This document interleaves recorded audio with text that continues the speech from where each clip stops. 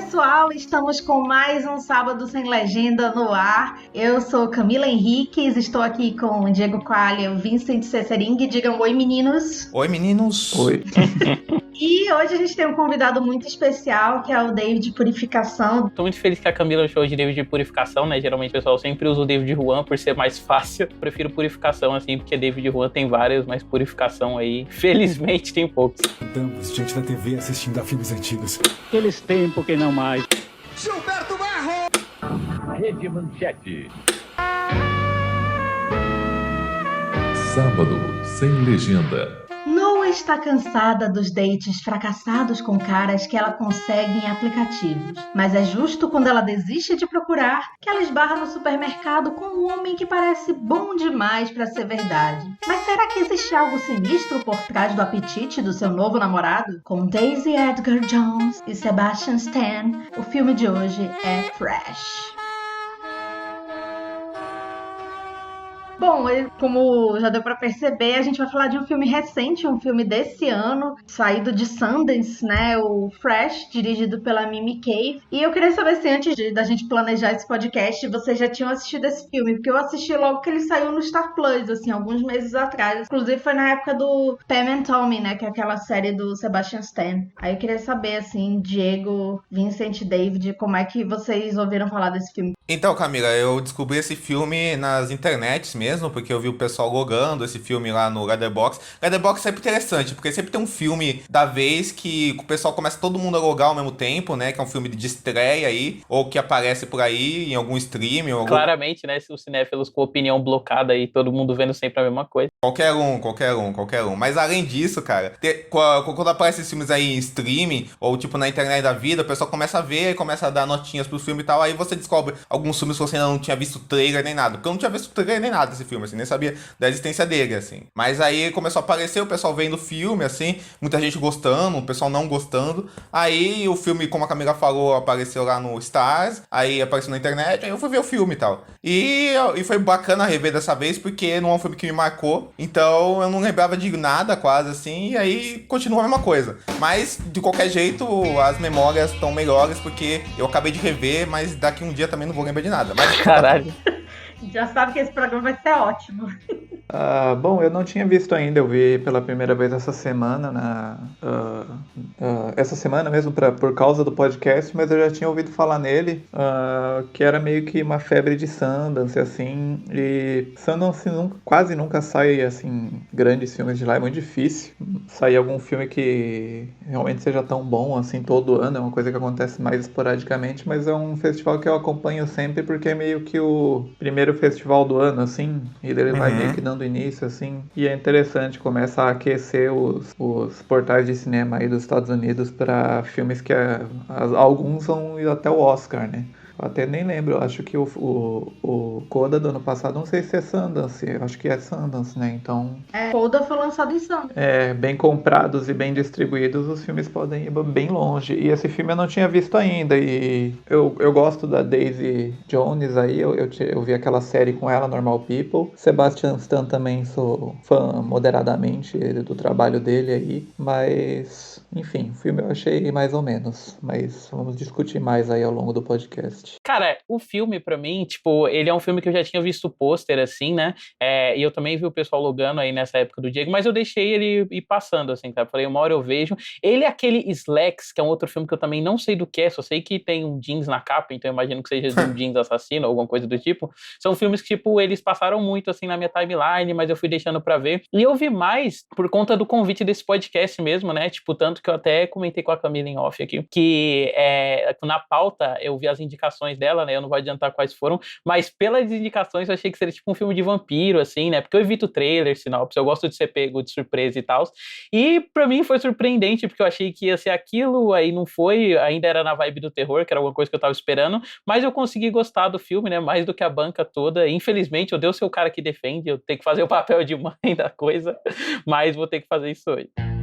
Bom, como o Vincent falou, né, um filme que tem a Daisy Edgar Jones, ela é meio que tá virando, assim, a queridinha de Hollywood, né, assim, a atriz britânica branca da vez, assim, de certa forma, né, depois da Felicity Jones. A nova Carey Mulligan. Assim, que a Carey Mulligan, a Felicity Jones, a Daisy Ridley, assim, parece que ficou perdida no caminho, né, todas devem fazer teste ou ser consideradas pros mesmos papéis, assim, né, a Emma Watson, uma época, né, enfim. Só que ela vem de um sucesso grande, né, que é essa série Normal People, que o Vincent assistiu, não sei se vocês assistiram, eu não vi porque, assim, eu não tenho o streaming onde passa, então, assim, dá uma preguiça de fazer aquela procura mais... Cara, né? essa série eu só conheço de, tipo, ver o Diego e o pessoal que vê série falando muito bem, né, no ano que ela saiu, assim, essa galera, tipo, curto coisa indie, sabe, só falava dela, assim, então, tipo, a minha impressão era ela. É bem hipster, né, tem um jeitinho hipster, Sim. assim, É tipo né? aquele filme do ano passado do Oscar, né? O norueguês lá. É o mesmo público-alvo. Essa série, cara, eu sou muito fã dela, eu acho ela uma série muito foda.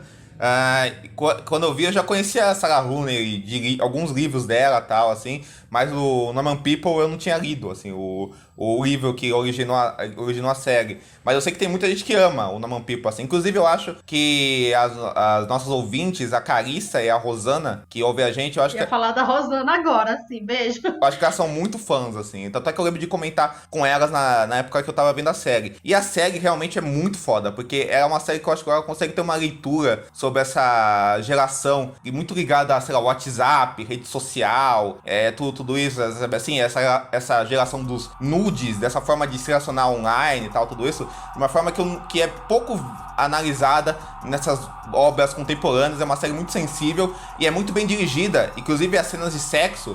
O que fazem na série é uma coisa muito... que é muito única de ver na televisão, assim, de como elas são dirigidas e tal, assim. É uma série muito boa e ela tá maravilhosa, a série. Ela é muito boa atriz, inclusive é muito doido, porque eu não sei vocês, mas ela parece mais velha, né? Ela é bem nova, ela tem 24 anos, né? Ela parece um pouco mais velha. Eu até fiquei notando isso, que eu anotei até isso no roteiro, que o Sebastian Stan, ele tem quase 40, ele tem 39, e ela tem 23, Caralho. mas no filme não se percebe isso. No filme não fica muito implícito com a idade dela. Parece né? que os dois estão por volta dos 30 ali, então não fica um negócio de que ele é Na super mesma mais velho faixa, e tal. né? Mas ele também parece mais jovem do que ele é, né? Uma impressão que eu tive, assim, eu não sei se vocês concordam e tal, mas é que esse papel dele é muito um papel que ou seria do Jeffrey Dean Morgan ou do Javier Bardem, assim, sabe? O tipo físico, o trejeito. Eu associava muito, assim, quando eu tava vendo essa coisa, até por eu ser essa pessoa, tipo, mais velha, já estabelecida, com essa profissão de médico, né? Sempre são os personagens que esses dois pegam, assim. Os sósias, né? Jeffrey Dean Morgan e o Javier Bardem. Uma coisa que funciona também pro personagem dele é que ele é mais acessível, assim, meio tipo, é um cara normal, ele só é um pouco mais velho no ponto de não usar Tinder, mas não a ponto de ser de uma outra geração que ela, né? Uma coisa assim, eu acho que isso é uma coisa legal no filme. A Daisy Edgar Jones e ele, assim, eles estão vivendo, assim, um momento muito bom na carreira, né? Assim, esse filme veio que, com esse sucesso, assim, que esse filme fez em Sundance, veio meio que pra coroar isso, assim, acho que é muito do hype por eles estarem juntos no filme, né? Porque ele tá com Pam and Tommy, né? Que é a série da Pamela Anderson e do Tommy Lee, que eu gostei muito, e ele vem, assim, pós-Marvel, né? Essa coisa, assim, pós-Marvel, durante, nem sei, tô perdida, assim, não terminei de ver aquela série lá do Capitão América, sorry. Perdeu nada. Vi uns 2 episódios assim, falei, tchau. E aí, ele tá nesse momento, assim, de querer ser ele tá tentando ser meio que um character actor, né? Assim, não só um galã, né? De fazer coisas, assim, mais de transformação física e tal. E ele é um ator que vem de umas séries assim, bem ruins, né? De fazer Once Upon a Time, Gossip Girl, né? Assim, ele conseguiu... Acho que a Marvel deu uma virada na carreira dele, assim, de colocar ele como um ator mais, assim... competitivo, né, na indústria, digamos assim. Apresentável, eu diria apresentável pra indústria, né? E ele é romeno, né? Isso que eu ia dizer, ele é romeno. O inglês não é nem o primeiro idioma dele, assim. Olha então... só, eu acho que ele já tá fazendo essa pegada de tentar se mostrar, gente, eu sei atuar, tal, não sei o quê. Naquele filme, o Eutônia, né, que ele faz o marido abusivo da Tonya Hardy, né? Que eu gosto muito, assim, de como ele cria lá o personagem, assim, dele tá meio que, ele colocou o bigode, ele tá meio que se despindo da vaidade. Mas é interessante ver isso, né? E ele fez já um dos piores filmes do ano, que é o 355, lá com a Jessica Chastain, assim. Não vi, graças Nossa a Deus. Senhora. Ai, amiga. Ele me lembra Horrível. muito o Daniel Radcliffe no pós-Harry Potter, assim, que ele pegava papéis mais arriscados, entre aspas, né? E, tipo, todos os papéis supostamente desafiadores, assim, ou muito físicos, tipo no Swiss Army Man, ou em gêneros específicos, né? No terror, fazendo aquele Horns e tal. E aí, agora ele fez tá maravilhoso no filme da Sandra Bullock, gente, eu defendo. O Sebastian Stan, ele tem uma coisa que eu não consigo levar ele muito a sério, cara, assim, mas eu gosto dele no Aitonia porque eu acho que ele faz o papel de idiota, assim, eu acho que ele fazendo idiota, ele combina muito bem, assim, sabe? Fãs ou haters? No Payment Tommy eu gosto que ele cria o Tommy Lee como um idiota, um cara assim que fica sempre babando, assim, sempre falando, nossa amor, você é uma ótima atriz, assim, mas que meio que não tá prestando atenção nela de verdade, assim. Quando ele vai pra um lado mais pra se levar a sério, eu acho ele meio canastra, mas ele nesses papéis de cuzão idiota, eu acho que combina bem, assim, com essa carinha Era dele. assim, Gossip Girl era aquela coisa, não desafiava nada dele, né, assim, só foi pra, né, ficar famoso. Até nesse próprio filme ele tá meio divertido, assim, no início. Uhum. Mas no Payment Tommy ele pode até, assim, tanto esse filme quanto o Payment Tommy, eles são elegíveis ao Emmy, né, esse filme tá como filme feito pra TV, né, enfim, esse limbo do streaming, né, que agora, assim, o Emmy e o Oscar estão tentando saber como lidar, e esse filme tá elegível como TV movie, né, streaming movie, sei lá. E aí, então, assim, ele tá com grande chance de aparecer no Emmy esse ano, mas eu acho que se ele for aparecer vai ser pelo Payment Tommy, até porque é mais chamativo e tal, né, e minissérie também. E tem esse lado baseado em fatos reais, né, o pessoal sempre associa muito a transformação, então vai muito pra essa coisa mais mercadológica que os prêmios têm de divulgação, assim, em cima de ator. Sem dúvida. Sim, e aí tem assim, ele conversa com o pênis dele na série, e é engraçado, gente, assim não é absurdo, assim, mas cabe ali, eu gostei bastante dessa cena, e tem no livro do Tommy Lee, parece, o pênis conversando com ele, e quem faz o pênis é aquele ator que faz o Pimentel no Brooklyn Nine-Nine, faz a voz do pênis. Ah, esse cara é bom. Eu também esqueci, mas muito bom. Ele também faz o Derek em The Good Place, o Lobo Mau em um episódio de Legion. É verdade. Nossa, olha, carreira de sucessos. E a Daisy Edgar Jones, ela tá também, assim, num momento interessante. Ela fez essa Under the Banner of Heaven, que eu ainda não assisti, mas ela tá bem elogiada, né? Uma série com Andrew Garfield, né? Sobre culto, né? Religioso. Essa é a famosa série que o pôster parece filme bíblico, assim, né? Que vai passar na Record. Isso. O Andrew Garfield tá fazendo tudo que é de Bíblia, né? Assim, né? Aquele filme da Jessica Chastain, O Silêncio, filme do Mel Gibson. Né? Enfim, ele tá... o filme do Mel Gibson. É verdade, nossa, ele é o muso cristão agora do cinema, que beleza. Que daqui a pouco vai fazer Deus não está morto. Olha só. Tem que ressuscitar o Bresson pra fazer um filme com o Andrew Garfield, olha aí, fica a dica. Nossa, amigo, Paul Schrader. E ela tá protagonizando um filme que é produzido pela Reese Witherspoon, tá bem hypadinho, assim, que é Where the Crawdads Sing, que pra mim tá mais famoso porque tem uma música da Taylor Swift nova, assim, que foi lançada agora. É meio drama coming of age, assim, eu não me atraí muito, assim, lendo sobre o que é, não, assim, é uma menina que é criada na floresta e ela se apaixona por um cara popular, alguma coisa assim, mas, enfim, né, uma aposta, assim, dela tá carregando esse filme que é um best-seller, né, baseado num best-seller, né, então, essa coisa, né, assim, é um papel que provavelmente a Felicity Jones faria 10 anos atrás, né, 5 anos atrás, né. Então... Sumiu, né, Felicity Jones, por onde anda? Amiga, ela fez o filme de George Clooney, lembra? Ela não fez Star Wars. Ela fez Star Wars, fez o Rogue One. Depois disso, nunca mais, né? Ela fez filme lá com o Red Redmayne, que eles são aeronautas lá de balão, horrível esse filme.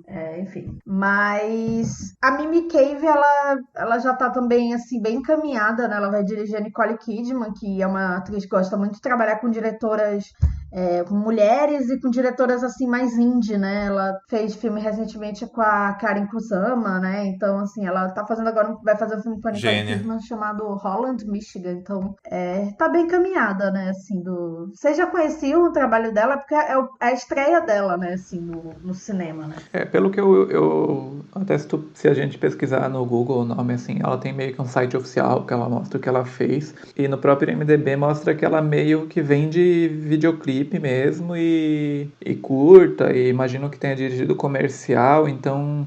pelo que deu pra entender, assim, pelo que eu pesquisei, assim, até de entrevista que ela deu pós-Sundance, ela meio que foi pra Hollywood e foi meio que trabalhando, assim, nessas coisas paralelas ao cinema e tal, e esse é o primeiro filme que ela pega, é um roteiro que não é dela, né, e esse é o primeiro longa-metragem dela, então, embora eu tenha percebido... tenha gostado de algumas coisas, assim, da direção dela, ainda não dá pra perceber vendo esse filme, sei lá, o estilo que ela gosta, pra onde que ela quer ir. Parece meio que um filme de encomenda, assim, meio que, mas que ela se dá bem, assim, dentro do possível, né, do projeto por si.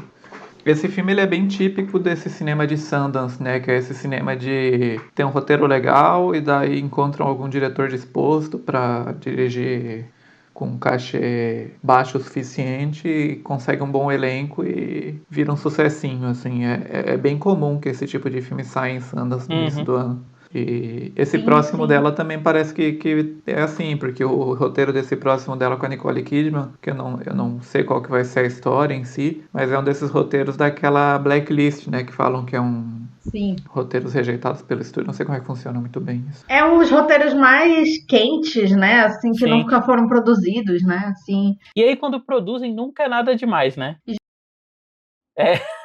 Sim, geralmente é isso que acontece. Por exemplo, a gente gravou sobre Persepolis, aquele outro filme da Marjane Satrapi, o The Voices lá, que é aquele do Ryan Reynolds ouvindo os animais falar. É um filme até legalzinho, assim, mas antes dele ser produzido, ele tinha esse status, né, de ser um dos roteiros mais cobiçados, assim, e aí você vê o filme, ok, né, está lá. Enfim, né, a gente percebe que tipo, Bohemian Rhapsody tava na blacklist, sabe? É realmente difícil. Mas só tem uma lista aqui, tem assim, uma tipo, The Hangover, né, umas coisas assim, Quem Quer Ser um Apenas obras-primas do Milionário, cinema. umas coisas assim, nossa. Não, Jack, eu sou fã de Jack. Stalker, ok. Não, amigo, mas tem umas coisas assim, tipo, Jogo da Imitação. Nossa. Meu Deus, realmente. Que a Chegada tava nisso. Isso renderia um programa, né? Tipo, filmes da Blacklist. Isso seria um programa interessante. Dá pra fazer um podcast que ela já tem de ideia, né? Olha aí. O segundo spin-off. Nossa, gente, não, tem os filmes. Nossa, aquele. O White Tonya era da Blacklist. Dá pra salvar algumas coisas. Nossa, muita coisa biográfica, né? Assim, sempre falam, né? Cinebiografia de fulano tá na Blacklist, né? Assim, aí alguém resolve tirar, assim, de lá e fazer, assim. Mas falando em roteiro, o roteiro desse filme ele foi escrito pela Laurie Kahn, que disse que ela queria fazer um filme que atraísse os fãs de terror e pessoas que não são fãs de terror. Então ela pensou um tema para unir os dois polos, assim, na verdade. Assim, ela queria fazer essa foi a intenção dela, assim. E ela tinha uma experiência anterior trabalhando com material de set, ela, tipo, escrevendo extra e gravando material de set e extra dos filmes do Adam McKay, tipo, Os Outros Caras e Quase Irmãos. São filmes muito legais. E ele produz o filme, né? Sim. E aí, ela acabou antes desse filme dirigindo e escrevendo curtas-metragens. Mas antes disso ela não tinha experiência com longa-metragem ou com algo mais high profile, assim. Como a Camila falou, o Adam McKay produz o filme. E assim, é interessante, porque você vê que o Adam McKay é um cara que tá sempre fazendo essas apostas, né? Ele produz Succession, né? Ele tá meio que sempre conhecendo o que tá rolando. Tem um bom olho pra ganhar dinheiro. Tudo que a gente queria na vida. Mas sobre o roteiro do filme, né? É engraçado que o Vincent comentou bastante, né? Sobre esse negócio dele ser de Sundance. Mas eu também acho que ele é um filme que ele super passaria naquele Independence Spirit Movie Award, sabe? Que ele é bem a carinha dele. De ser, tipo, o filme que tá todo mundo comentando da premiação. Sim. Eu acho que essa intenção dela, né? De conseguir unir os povos, funciona bem no filme, porque ele é um filme que, enquanto eu tava vendo, eu falei, porra, esse é um filme que eu podia indicar pra minha irmã, por exemplo, que ela ia conseguir curtir, sabe? É inofensivo, né? Total. Acho que tem essa coisa, assim, de agradar, né? Ser como Norvana, assim, né? Sim, gregos e troianos, né, Camila? Gregos e troianos, com certeza. Sim. Tem uma coisa desse filme que eu acho que eu noto, que eu acho que ele faz parte de uma leva de filmes contemporâneos que abordam essas questões sociais com um viés dentro do cinema de gênero, uma coisa mais pop, assim, ou mais indie também. A gente tem alguns filmes assim, tem o Promised Woman, tem o Corra, tem A Lenda de Candyman. Não, no Brasil mesmo, né, tem o Animal Cordial, que dá pra citar, os filmes da Juliana Rogers e o Marcos Dutra tem muito disso. Sim. Eu acho que todos dessa seara contemporânea do cinema brasileiro recente, de terror, tipo Trabalhar Cansa, o Animal Cordial, As Boas Maneiras, bebem muito disso antes disso acabar indo pro cinema norte-americano, porque o cinema brasileiro sempre teve aquela coisa de quando ir pro lado do horror, e muito pro lado social, porque o cinema brasileiro tem essa camada com o cinema social, de denúncia e tal, não sei o quê, e também porque pela falta de recursos, tal, não sei o quê, então eles sempre souberam ir ou pro lado da farsa, tipo, sei lá, o Ivan Cardoso, e o Mojica em certos quesitos, né, apesar que o Mojica era mais experimental, imagético, assim, muito do cinema dele, assim, ou ir pro lado, tipo, de crítica social, né, como já teve. Eu acho que hoje em dia, esse cinema aí da Juliana Jorra, do Marco Dutra, da Gabriela Amaral, tá muito nisso, assim, né? Mas é engraçado, isso tá rolando no cinema pop americano, também, ou num cinema independente, que usa referências pop, assim. Não que isso não existisse antes, né? Por exemplo, essa semana mesmo, eu assisti pela primeira vez aquele Como Eliminar Meu Chefe, que era um filme dos anos 80, produzido pela Jane Fonda, do Colin Higgs, que é uma típica comédia oitentista, uma farsa oitentista, mas que critica a misoginia e o mercado de trabalho, um filme de estúdio, mas que tem esse viés mais progressista. Então isso sempre existiu, mas parece uma tendência cada vez mais comum, assim. E o Adam McKay, a gente falou dele, ele é um cara que produz geralmente esses filmes que tem algum comentário político, social, né? Ele fez aqueles Golpistas, que tem isso, ele produz Succession, que tem isso, ele faz os filmes lá dele, que vai pra Oscar, que tem isso. Então, ele parece ser um cara interessado nessas paradas também. E tem muito a ver também esse tipo de filme independente, mas não tanto, assim, com essas ideias da moda aí. Esse filme é do gênero... Aqui em casa a Carol sempre fala que tem esse gênero de que como é difícil ser solteira, né? Que é um gênero clássico aí do cinema norte-americano. Mas também tem muito a ver com o estado da indústria, né? Porque a Disney quebrou, né? Hollywood, de um jeito meio que parece irreparável. E daí nem a indústria independente funciona do jeito como deveria e tal. Não existe mais filme médio, não existe mais filme de orçamento de 70 milhões, 90 milhões. E daí, por um lado, deu essa inflada nesses filmes menores, porque daí surgem os filmes tipo A24 ou tipo Neon, Blumhouse. Então são filmes assim que eles têm grandes ideias e eles embarcam muito nessa lógica de mercado aí de não precisa gastar milhões para fazer um grande filme. Olha esses filmes pequenos que tem uma premissa genial por trás. E o cinema americano tá tomado assim por isso nos últimos anos, e sai muita coisa boa junto disso, assim, claro, mas é uma tendência, né, uma tendência mercadológica que tá preenchendo um vácuo. Isso beneficia muito o cinema de gêneros mais específicos, né, quando a gente vai pro horror e pro suspense, que tem essa tangencial, né, de poder trabalhar espaços menores para criar tensão, assim, conseguem ser baratos e ter grandes bilheterias, né, a gente vê cada vez mais uma crescente disso, seja na Blumhouse, seja na 24 ou na Neon, né, é que os filmes de drama, eles, por natureza, eles já são baratos, né, então é mais fácil você conseguir lucrar, mas esses de gênero, você consegue ter esse escape da fantasia e ainda, sei lá, ter um orçamento de 25 milhões, sabe? Assim, o próprio Corra, ele sai de Sundance, né, assim, Exato. Ele é um filme que é lançado nesse início do ano, que é meio que o cemitério dos filmes, né? Não é meio que uma época que são lançadas grandes apostas, né? Assim, é uma época que o pessoal não vai ter muito prejuízo se tiver um grande fracasso, a não ser que seja uma coisa, né, gigantesca. E eu acho que o Corra é muito importante pra esse momento, porque é um filme que eu acho que vários autores, assim, pessoal roteiristas e diretores viram no Corra uma possibilidade, porque o Corra é um filme que meio que ele popularizou muito desse cinema de fantasia ou de cinema de gênero que lida com temáticas sociais. Aí eu acho que tem muitos filmes que tentam repetir esse efeito que Corra teve, assim, sabe? Assim, esse mesmo efeito, assim. Aí se uns conseguem, outros não conseguem, aí é outro papo, assim. Mas eu vejo que ele foi um filme direcional, tipo, de dar uma direção pra um certo tipo de filme também, além de tudo, esse momento da indústria que a gente tá falando. Eu lembro que uma vez, eu até comentei isso em algum podcast do Pinguim Dançarino com o David, não lembro qual foi, que eu vi um outro podcast gringo uma vez, que é com o James Lee Brooks, que é um diretor que eu amo muito, assim, o James Lee Brooks, gosto muito do cinema dele, e ele falou que ele não tem mais vontade de dirigir filme hoje em dia, porque ele já tá velho, e hoje em dia ele não vê mais possibilidade pra esse filme de médio orçamento que ele fazia, que era muito baseado nas estrelas, assim, que ele não tem mais mais paciência para ir atrás disso e por isso que ele só tá produzindo. Mas hoje em dia que ele não pensa em voltar a dirigir porque ele não tem mais paciência para correr atrás desse tipo de filme que ele fazia antigamente, nas décadas de 80, 90 e 2000, assim. Tudo virou Netflix, É o filme né? de adulto, né? Assim, é o drama de adulto médio, né? Assim. São os dramas que são a razão de existir desse podcast, né? Que por muito tempo tomaram Hollywood. Sim, exatamente. É um filme super sim, assim, né? Exatamente.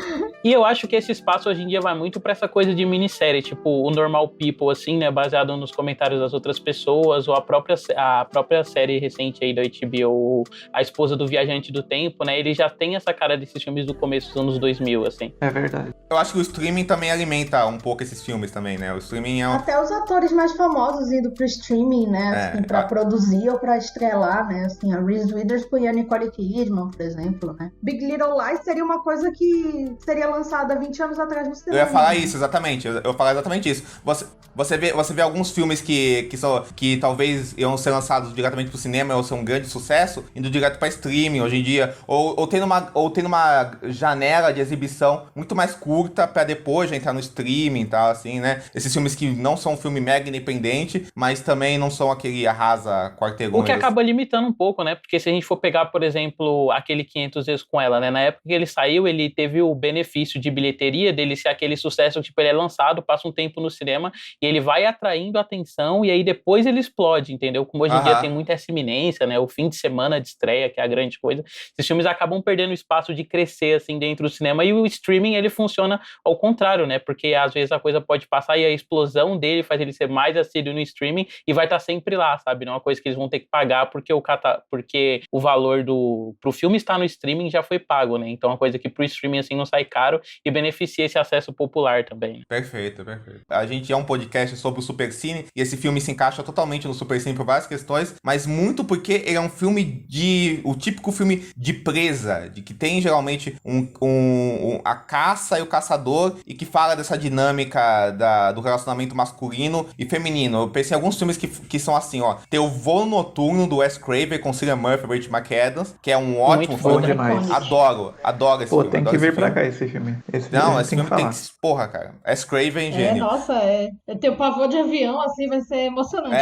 Tal. Inclusive, teve um momento nos 2000 que fizeram esses filmes de suspense de avião. Tem aquele outro com a Judy Foster, que eu não lembro o nome agora, mas existe esse filme. Flight Plan, eu vi no cinema. Exatamente. Aí a gente também tem o Dormindo com o Inimigo, com a Julia Roberts, que é outro filme de Supercine total. E a gente tem também o Nunca Mais, com a Jennifer Lopez, que também é outro filme que assim. É do Michael Apted, né? Michael que é um Apted. diretor que morreu recentemente, né? Ele morreu ano passado, eu acho. Isso. Bom diretor, apesar desse não ser um grande momento dele. Mas enfim. Ele era bem prolífico, né? Nos anos 80 e tal, anos 90. Sim. Ele fez aquele Na Montanha com os Gorilas, com a Jodie Foster. Com a Sigourney Weaver. Ele fez aquele com a Sissy Spacek, que ela ganhou o Oscar, assim. Sim, Destino Mudou Sua Vida, adoro, gente. É muito ruim. Eu vi esse filme só porque tem a Sissy Spacek, eu lembro bem disso. Tem a Sissy Spacek fazendo, tipo, desde os 13 anos, tem o Tommy Lee Jones. Eu tenho DVD desse filme, é péssimo, amo. É muito ruim, mas ela é foda, mas vale por ela. Não, ela é maravilhosa. Mas assim, a gente finge que ela ganhou por Carrie, e aí tudo bem. Como é que eu vou stalkear você agora? Vai ter que fazer isso pessoalmente. Sabe, aparecer na minha casa, a moda antiga, e mandar uma carta. Seria legal. Seria bom. Meu querido. Cordialmente, ok, vou fazer isso. Eu ia gostar muito. Ia tocar meu coração. O que me chama a atenção mesmo, assim, a parte que eu mais gosto do filme é essa primeira parte, que é o meet cute deles, né? Assim, desde toda a introdução, assim, das dificuldades dela de achar alguém e tal, e aí essa rotina dela e tal, aí o encontro deles só que a gente sente que vai acontecer alguma coisa ali, porque, enfim, algum momento...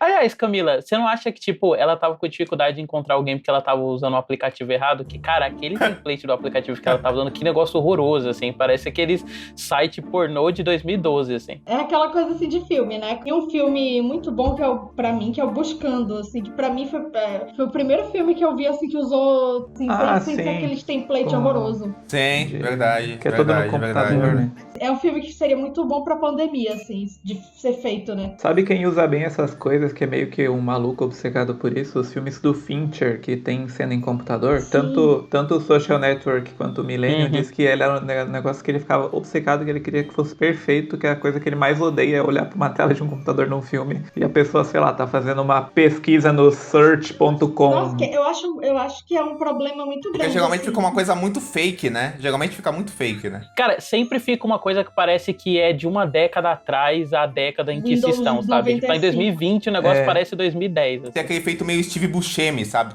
Tentando ser jovem, mas não conseguindo, rápido. sabe? Hi, Kids. Isso. Dirty Rock. Amo. Essa introdução dela, né? Assim, já é uma introdução pra gente se apegar a ela, né? Porque o filme, ele demora um pouco. Tanto é que o crédito começa já quando a história se estabelece, é quando a gente vê os créditos, né? Assim, tanto é que é até um susto, né? Quando finalmente acontece. Praticamente o Drive My Car, né? Assim, eu gosto desse início comédia romântica, fofinha e tal, apesar de que a gente sabe que vai degringolar ele em algum momento, que aquele cara não é, né, o docinho de coco que ele parece. Sim, sim. Só que eu acho que ele estabelece bem, assim, porque eu acho que quer mostrar primeiro, assim, quer estabelecer essa química entre eles, né? Mostrar essa dinâmica entre eles, assim, apesar de que é muito absurdo, assim, quando se a gente parar pra pensar, mas aí acho que não cabe muito, assim, na qualidade do filme ou não, mas parando pra pensar como ser humano, assim, ela já vai viajar com o cara, né? Assim, mal conheceu.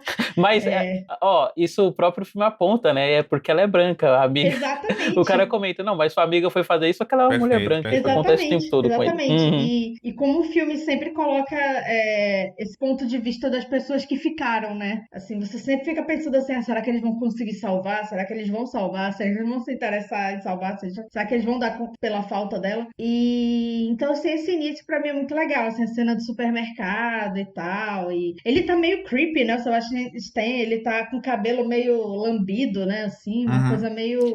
Ele tá bem o cosplay do Javier Bardem, assim, né? Nesses filmes em que ele é pai. Assim. Cabelo de boy band, né? Assim. Nossa, demais. Só que com 40 anos. Ele é um galã, mas ele não é muito bonito, né? Ele é meio estranho. Assim, boy band na reunion tour, assim. Mas aí eu acho engraçado nessa primeira parte até o próprio encontro ruim que ela tem antes com aquele cara, que eu acho... Sim, no início. É muito engraçado, é uma cena meio nervoso de assistir, assim. O cara falando da roupa dela, né? Não, o cara com o cachecol, mano. Como que a pessoa, tipo, entra no restaurante, a pessoa tá com o cachecol daquele e ela não volta pra trás, assim? Já dava pra ver que ia dar errado, né? Já dava pra ver que não ia prestar o negócio, né? E ela é aquele protótipo, assim, clássico das fanfics, né? Que deram origem à menina lá dos 50 Tons de Cinza. Ai, meu, ela é tão galera. Chata, paca. Assim, ela é muito desengonçada. Ai, nossa, ela é bonita, mas ela não sabe. É a Bela, né? É a Bela do Crepúsculo, né? Essa Total Bela do Crepúsculo. Exatamente. Assim, ela é bonita, mas ela não sabe. Eu acho legal do filme que ele começa com esse tom que vocês estão falando, assim, meio comédia romântica, meio essa coisa meio da jovem branca que é fracassada no amor e não consegue se relacionar com um cara legal e todo cara que ela encontra é um babaca, e conhece o Sebastian Stan, o negócio vai pra frente e tal, mas tem um tom meio de melancolia, de tristeza e uma coisa que meio tensa, né, nessas primeiras partes, você sabe que alguma coisa errada vai acontecer. Tanto é que eu acho que esse prólogo é a parte mais bem dirigida do filme, porque eu acho que é pra onde vai pra uns caminhos não óbvios, assim, sabe? Assim, de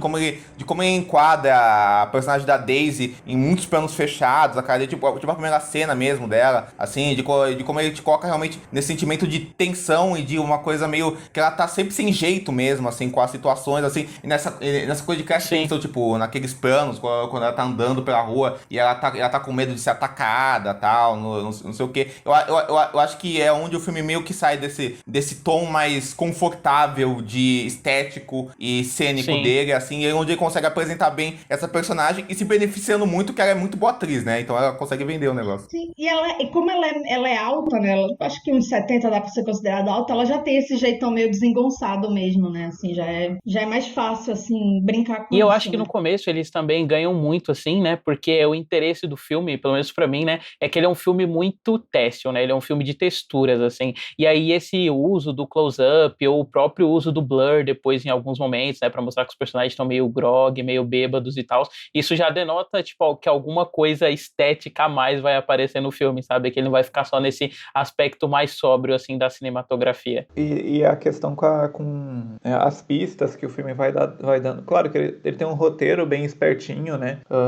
Tem uma cena, por exemplo, que ela tá conversando com o Sebastian Stan e ele faz algum trocadilho com comer. Mostra que ele não come carne, né? Normal. Mas assim, tem muita coisa no texto em relação a isso, né? A própria cena no supermercado que ela tá... Tem uma cena que ela tá comprando as verduras e daí atrás dela tem o açougue e daí tá escrito em cima carne fresca e ela tá embaixo do sinal, assim. Sim. E o filme ele tem muito isso, mas também na própria forma, na decupagem mesmo, tem muita cena de mastigação, ela vai pro restaurante com o cara, ela come, tem a cena Cozinha, enquanto comida. eles estão conversando da cozinha, o cara tá cortando aquele pato chinês lá no restaurante chinês, então tem uma coisa bem dando essas pistas, mas isso que o Diego falou acho que faz sentido, porque eu acho que uma cena que eu sinto muito isso, essa coisa da solidão dela no início do filme, é essa cena do carro, quando ela tá prestes a encontrar o cara, que ela dá uma olhada pro celular e a gente sente isso, que ela é uma pessoa que tá nisso de, eu preciso encontrar alguém porque eu preciso encontrar alguém, porque eu não quero ficar sozinha. Não quer dizer que ela tá, tipo, apaixonada, querendo alguém, ou sei lá, só quer transar, algo assim. É como se ela quisesse ter alguém, como se ela tivesse essa obrigação de ter alguém, né?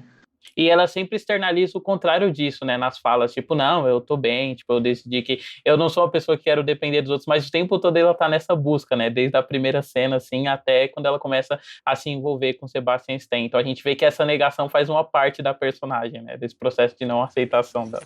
O que tá acontecendo, Steve? Eu vou te contar, mas você vai surtar. Não.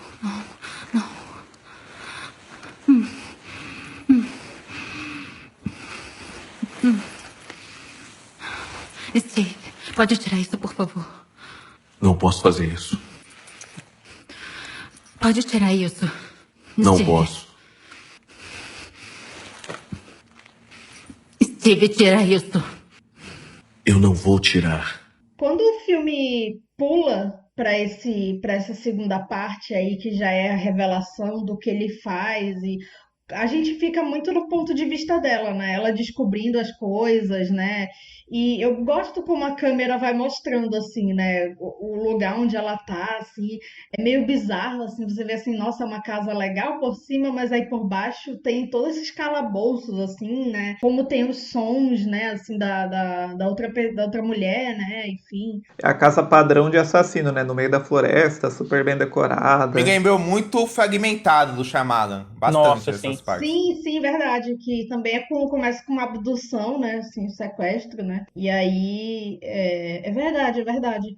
Mas eu sinto, assim, que é um filme meio que ele tá emulando muitas coisas, assim, desse cinema pós-2010, assim. Como a gente vai falar pro final, assim, me lembra muito Jordan Peele no final. E realmente aqui lembra muito essa coisa, assim, do Fragmentado, do Shyamalan. Sim. Você puxou esse negócio do Jordan Peele, eu também acho que até a relação dela com a amiga dela lembra muito a do protagonista do Corra, né? Tipo, tem um amigo que fica pra trás, que tem essa coisa de humor, assim, toda a cena. E eu adoro, assim, essa amiga dela, sabe? Todas as piadinhas dela eu dava risada, assim. Quando ela tá falando sobre transar com o cara, aí ela pega e fala...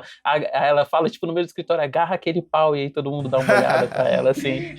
Tem até uma coisa do amigo / amiga aí procurar o amigo que sumiu, / amiga que sumiu. Assim, é bem parecido. E o uso das mensagens do celular, né? Você Sim. fica tensa com o celular ali, né? Se é ele que ele vai pegar e tal. Apesar de a gente ter falado mal disso, esse negócio é legal no filme, assim, como eles vão usando essa coisa de a amiga vai, ela, como ela não é tola, ela manda a localização para outro cara. Isso faz parte do roteiro, tá muito envolvido aí, esse jeito de um encontrar o outro pelo celular e pela... Ela descobre que a foto que ele mandou é fake, né, também, que ela manda com o celular dela uma foto da cachoeira e... Não, muito bem tirada aquela foto. Assim, nem fudendo que o celular dela é captado daquele jeito. Exato. Do Google Images. Não, e uma coisa que eu adoro, assim, ainda dessa parte da casa, né, e do começo mesmo, né, eu acho que o começo ele consegue criar uma intimidade, assim, pra gente quanto espectador com a personagem, e quando eles vão pra essa casa de campos, já tem um senso de estranhamento, assim, por vários elementos que você viu, né, primeiro que o cara não tem Instagram, Instagram, tipo, porra, a amiga dela é muito boa que ela fala, é bandeira vermelha, o cara não tem Instagram e ele deve ser casado, sabe? E é bem isso, assim, a gente vai descobrir ao longo do filme. Mas eu também gosto muito de como a montagem ela é colocada nessas cenas dela cozinhando e depois até os planos detalhes, assim, tipo, pra dar pra gente uma ideia de textura, né? Eu acho que como o filme ele lida muito com a carne, nada mais justo do que ele buscar muito essa construção de textura, né? E você tem várias cenas dos personagens dele passando a mão na coisa, tem aquele momento que ela tá prestes a encostar no quadro, assim, mas aí ela recua porque ele interrompe ela, né? Então esse lado da fisicalidade eu gosto de como ele é presente, assim, ao longo do filme. E essa brincadeira com a carne, e mesmo assim a fotografia, ela é meio vermelha, né? A fotografia do filme, né? É aquela fotografia do neon, né? Que clássica de certas produtoras, que as pessoas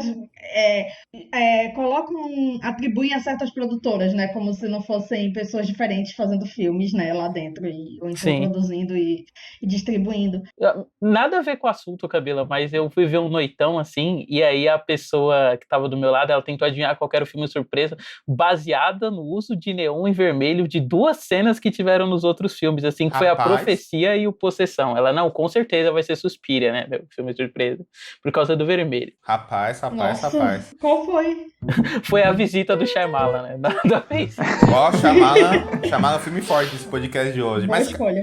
Mas, cara, uma coisa que eu acho interessante disso é que, já que a gente tá falando isso de parece filmes de tais produtoras, como se não fossem pessoas trabalhando nela, diferentes, perfeito. Porque eu acho que esse filme, uma coisa que já me incomoda depois desse prólogo pro fim, é que eu acho que ele é um filme muito de cartilha, ao meu ver, assim, depois. Assim, pra mim é um filme muito de cartilha. Esse negócio que a gente tá falando, do filme parecer vários outros filmes, assim, pra mim fica muito evidente nessa segunda parte, assim, eu acho, assim. Porque eu acho que esse negócio dela presa e dela lidando com ele, a gente vai descobrindo mais sobre ele e tudo isso, eu acho tudo muito basicão. Tanto na forma que o filme filma isso, assim, quanto na forma que o filme narra isso, assim. Porque ele tenta fazer esse negócio que a gente tá falando, ele tenta fazer umas montagens mais pops, assim, umas coisas mais pops, assim, tal, assim, mas... Cena de dança. Mas é muito cartilhado, sabe, assim, é muito mecanizado, ao meu ver, é muito padrão do que costuma fazer no filme, olha só, aquela coisa de, olha só, estamos fazendo uma montagem agora, hein, uma montagem com música agora, hein, sabe, Pra mim a cena de dança foi eu fiquei pensando, será que eles querem viralizar que nem o Ex Machina, assim, não sei. Ele tem essa pegada um pouco, às vezes a gente acha assim, né? Tipo música pop que hoje em dia parece que é feita pro TikTok, assim. Exatamente. Ele tem um pouco essas partes, aí eu acho que toda a construção de tensão dessas partes, pra mim, é muito básica, sabe? Pra mim parece qualquer outro filme de gente presa, assim, sabe? Eu não vejo uma diferenciação muito grande nessas partes, assim. E tem outro problema que eu vejo, é que, cara, pra mim o Sebastian Stan, eu não consigo ficar assustado com ele, cara. Pra mim, ele tem muita cara de bobo, assim, cara. Você dá um tapa nele e já resolve, entendeu, mano? Não consigo. Ele continua sendo um homem branco médico, assim, não sei, assim. Sendo mulher, assim...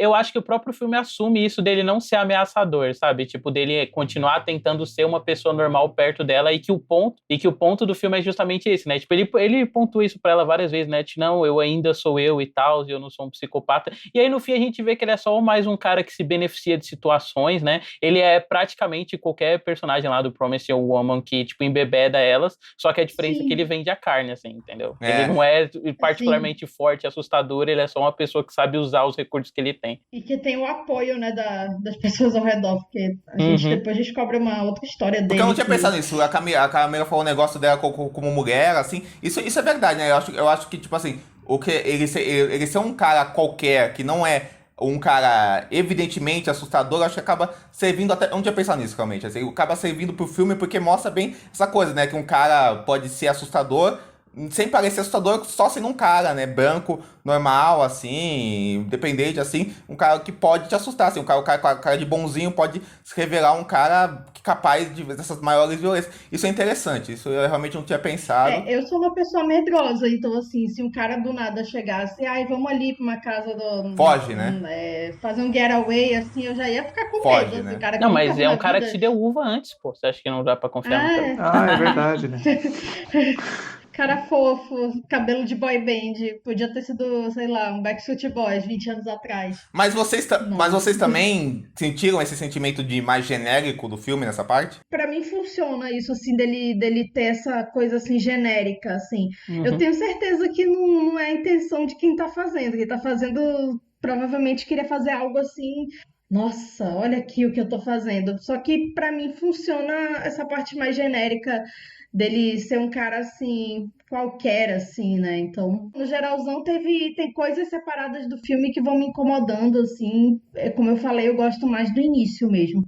Eu acho que um dos problemas pra mim, eu não sou muito, a gente já falou disso aqui de não ficar muito, que o filme ele é verossímil ou não, acho que isso não é um problema normalmente, mas acho que esse é um filme que ele também tá muito filiado, assim, ele constrói muito certos momentos de reviravolta, e eu acho que ele quer muito desses, tipo, tcharam, ele não era o que ele parecia, ele era um canibal, e até tem um rolê dele da mulher dele, né, aquela coisa tipo, será que tem algo nessa mulher dele, será que ela sabe? Ele tenta construir essa cena quando a amiga vai confrontar a mulher. E eu não sei vocês, eu não li muito sobre o filme, eu só sabia que tinha mais ou menos a ver com isso, até porque o pôster do filme é uma mão humana numa bandeja de carne, né? Eu achei tudo tão previsível, tão... vem aí, né, o que estava acontecendo, que eu não consegui sentir o impacto de nada disso, nem o impacto da reviravolta por si, nem o impacto de um suspense sendo construído antes disso. Então acho que isso é uma fraqueza do filme, ele não conseguir criar algo. Até a gente falou disso dela se sentir solitária. Talvez se a diretora pesasse mais a mão nessa parte dramática, a gente conseguisse se aproximar mais dela e não se importar tanto com essas reviravoltas. Talvez se o filme ele fosse mais para um outro lado. Mas ele quer muito ser esse filme também de ser uma história legal para te engajar, né? Então acho que ele se perde assim nessa tentativa. Pra mim não me incomoda não. Eu acho que esse aspecto mais feijão com arroz que ele tem, até uma coisa que ele sabe usar bem, né? Assim, com a interação dos personagens e com essa coisa que eu falei do Sebastian Stan ficar apontando, né? O quanto ele é uma pessoa mais normal e o quanto isso faz parte da coisa, né? Você ser pego ela, no caso, enquanto a personagem ser pega de surpresa. E como eu tava bem investido, assim, com ela, né? Por conta dessa questão da solidão e por conta de uns trejeitos que ele coloca também, né? Não só no personagem, mas de interação, assim, tipo, coisas que ele vai perguntando e que você percebe que ele não conseguiria fazer isso com outras pessoas, isso só tá rolando com ela e tal. Tanto que no final, quando ele fala, quando você percebe, né, que ele realmente tá gostando dela, é um negócio, assim, que eu super comprei.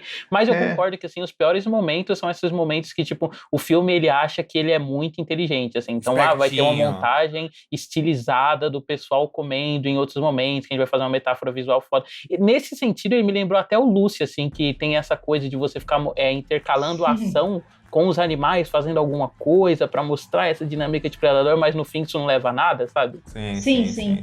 É o Lucy, o famoso filme do pendrive. Eu gosto desse filme, eu não tava identificando, eu gosto desse filme, não acho tão ruim.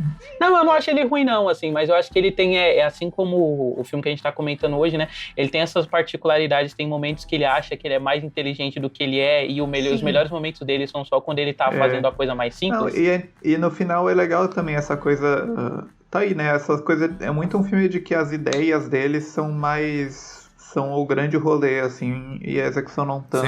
Sim. Porque até é interessante essa coisa que tu falou da relação dele com ela também, porque de certa forma, no final, ele meio que cai na dela, né? Ela consegue manipular ele e ele confia nela, né, até certo ponto e muito da ação e do terror do final vem disso. Eu acho que, Vincent, além dessa questão que você falou, que eu costumo falar que são filmes presos na questão do roteirismo, eu costumo dizer isso, né, que são filmes que são presos nessa questão da reviravolta, da trama intricada, de acontece isso aqui, e só pensam nisso e não pensam no filme como um todo. Eu acho também tem uma parte do filme que eu acho que ele é muito essa coisa do tema, sabe assim, eu tenho um tema que eu quero falar, tal, não sei o quê. Eu acho que no começo ele tava construindo essa coisa de crítica social foda de uma forma mais fluida, assim, sabe, assim, muito fluida e muito pensada em como o impacto disso mesmo na realidade daquelas pessoas do mundo que a gente vive, né. Depois eu acho que fica mais diluído, até porque ele tenta também fazer transições de gêneros nessa segunda parte, só que eu já acho mais que existe um choque não proposital maior mesmo do filme, sabe? Assim, eu não acho que quando ele tenta ir pra uma comédia mais sombria e é particularmente engraçado essa segunda parte, assim, e o clímax eu acho meio repetitivo, assim, sabe? Assim, parece que... Não, a Camila até falou antes essa coisa de que o começo é legal, é mais legal que o resto, né? E a Conja até que falou aqui em casa que ela acha a comédia romântica mais legal que o terror. E eu acho que tem a ver com isso também, porque quando ele tá nesse estágio inicial de apresentação, ele tá deliberadamente se mostrando como algo mais de gênero, mais leve. Então ele não tá tentando nos manipular. Ele tá dizendo, olha, né, como eu vou brincar com vocês nesse início e tal. Eu acho que é só mais depois dos créditos mesmo, quando aparece o título do filme, né, que ela vai parar naquela situação, que o filme começa com essa manipulação mais tentando ser algo talvez maior do que ele consegue ser, embora nos acontecimentos em si, se a gente for analisar o roteiro pelo lado de trama, pelo lado de o que acontece, eu acho que é até um filme interessante, que ele vai bem longe onde ele vai, né? Concordo. Tipo, ele realmente vai lá ele corta um pedaço dela, né? Tem a cena dela se recuperando, ela tem as amigas que vão, né, perdendo os pedaços literalmente ao longo do filme. Ele é um filme que tem consequências para ações e também tem as cenas do desenvolvimento dessa manipulação dela sobre ele, né? Essas cenas de comida e tal, que até são curiosas, assim, porque a comida até parece gostosa, né? Até certo ponto, se a gente não sabe o que ele tá cozinhando. Me lembrou muito a série Hannibal.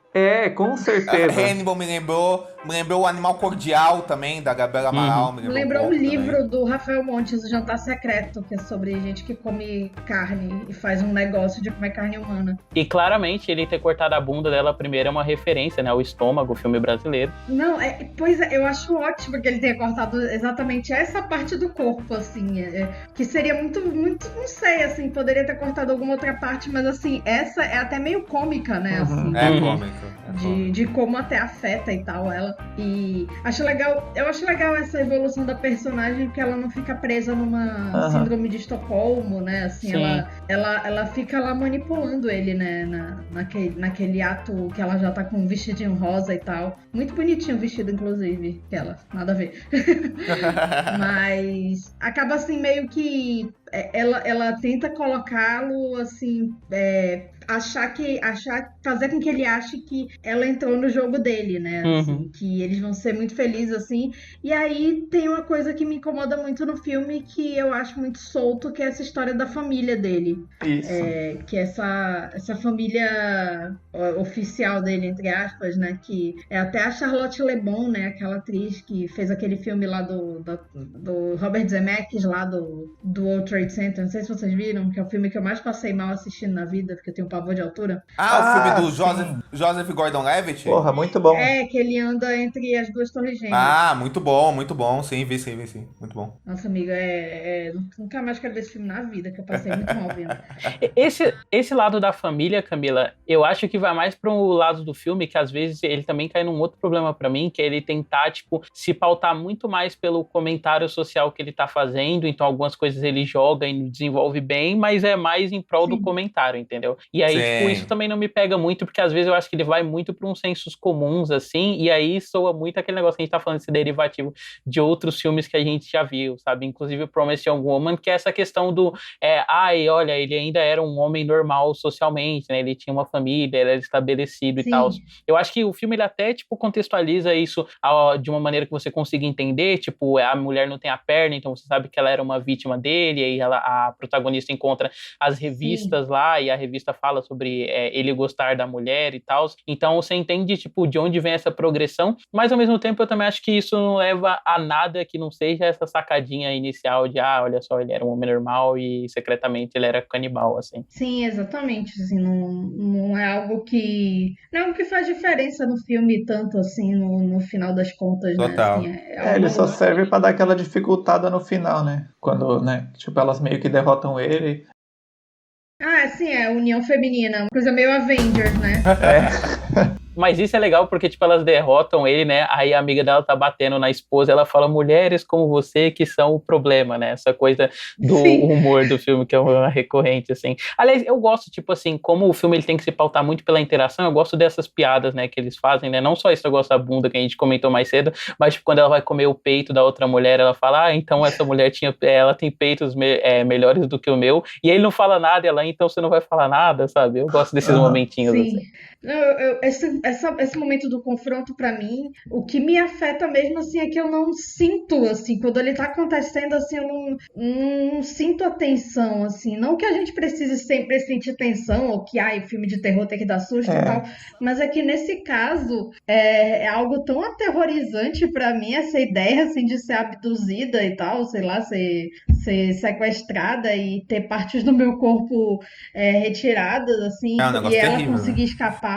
E a gente fica torcendo para que ela consiga escapar, que quando aquilo ali acontece, realmente o Sebastian Stan nem parece tão ameaçador ali naquele momento, né? Assim, que ele tá totalmente derrotado. É aquela coisa das vítimas burras, né? Que não, sabe, tipo, não garantem que o cara ou morreu mesmo, ou foi derrotado mesmo e tal. Uma coisa meio... Aí é uma coisa slasher divertida. Isso, é. Uhum. E daí fica meio estranho o filme, meio que parece que ele tá se adiando pra acabar, não sei, fica meio, né? Uma coisa que eu acho engraçada é o amigo, o bartender, porque ele vai lá e não faz nada, né? Ele vai e fala, não, melhor não, e vai embora. Eu acho curioso isso. Eu achei isso curioso e me lembrou Corra nesse momento. Porque por no isso Corra o amigo dele salva o dia, né?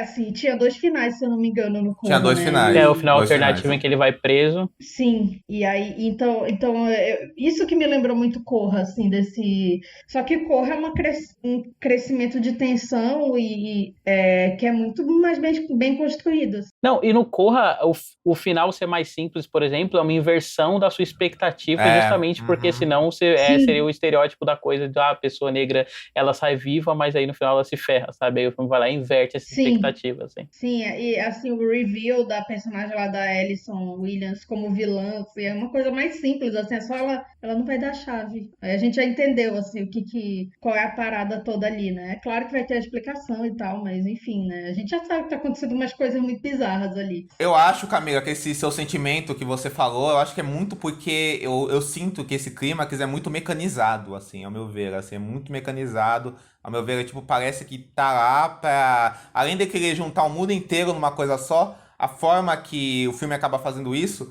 é de uma forma muito mecânica mesmo, assim, sabe? Assim, parece que é só pra resolver o filme e fechar o filme. E eu acho também que até isso é uma coisa que eu senti no filme, até esse lance que o filme tem do gore, tal, do canibalismo, pra mim não foi só um detalhe, não me afetou pessoalmente a mim, sabe? Não fiquei chocado com Eu nada. já vi filmes assim mais interessantes nesse sentido. Porque eu também acho o gore dele mecânico, sabe? Eu não vejo nada muito próprio, assim. Não é nojento, né? Não, assim, não é assim, pô, eu vi o Raw da Julia do Cornô. Longe disso. Eu achei até bem higienizado, até. Eu não me atraio muito, né, pra falar a verdade, assim. Pra mim, funciona mais nessa coisa que o filme tem de ser essa estética de cozinha, né? Em que, tipo, as coisas, elas estão lá, elas são testes, elas são violentas, mas é tudo um violento meio sanitizado, assim, né? E pra mim, esse é o grande lance do filme, é, tipo, usar essa plasticidade dele dentro de outro gênero, né? Que é a comédia romântica, e aí, tipo, conciliar essas duas coisas, não sendo só uma comédia romântica e sendo esse terror, mas ao mesmo tempo esse terror meio sanitizado, né? A gente até comentou sobre como a proposta inicial do roteiro era conseguir vender para as duas pessoas. Eu acho que consegue, mas eu também acho que isso vem com custo, sabe? Que às vezes ele acaba suando um pouco mais, tipo, um pouco menos realizador no final, sabe? Tipo, não bate aquela catarse de caralho. Pô, tipo, tem uma cena que literalmente é um filme sobre cozinha, em que o cara é canibal e a pessoa bate nele com um martelo de carne. Pô, essa podia ser a cena, assim, entendeu? E não é. Eu adoro aquela cozinha, inclusive. É, muito boa, né? Na cena que ele tira uma perna lá e começa a preparar os pacotinhos, é uma cena...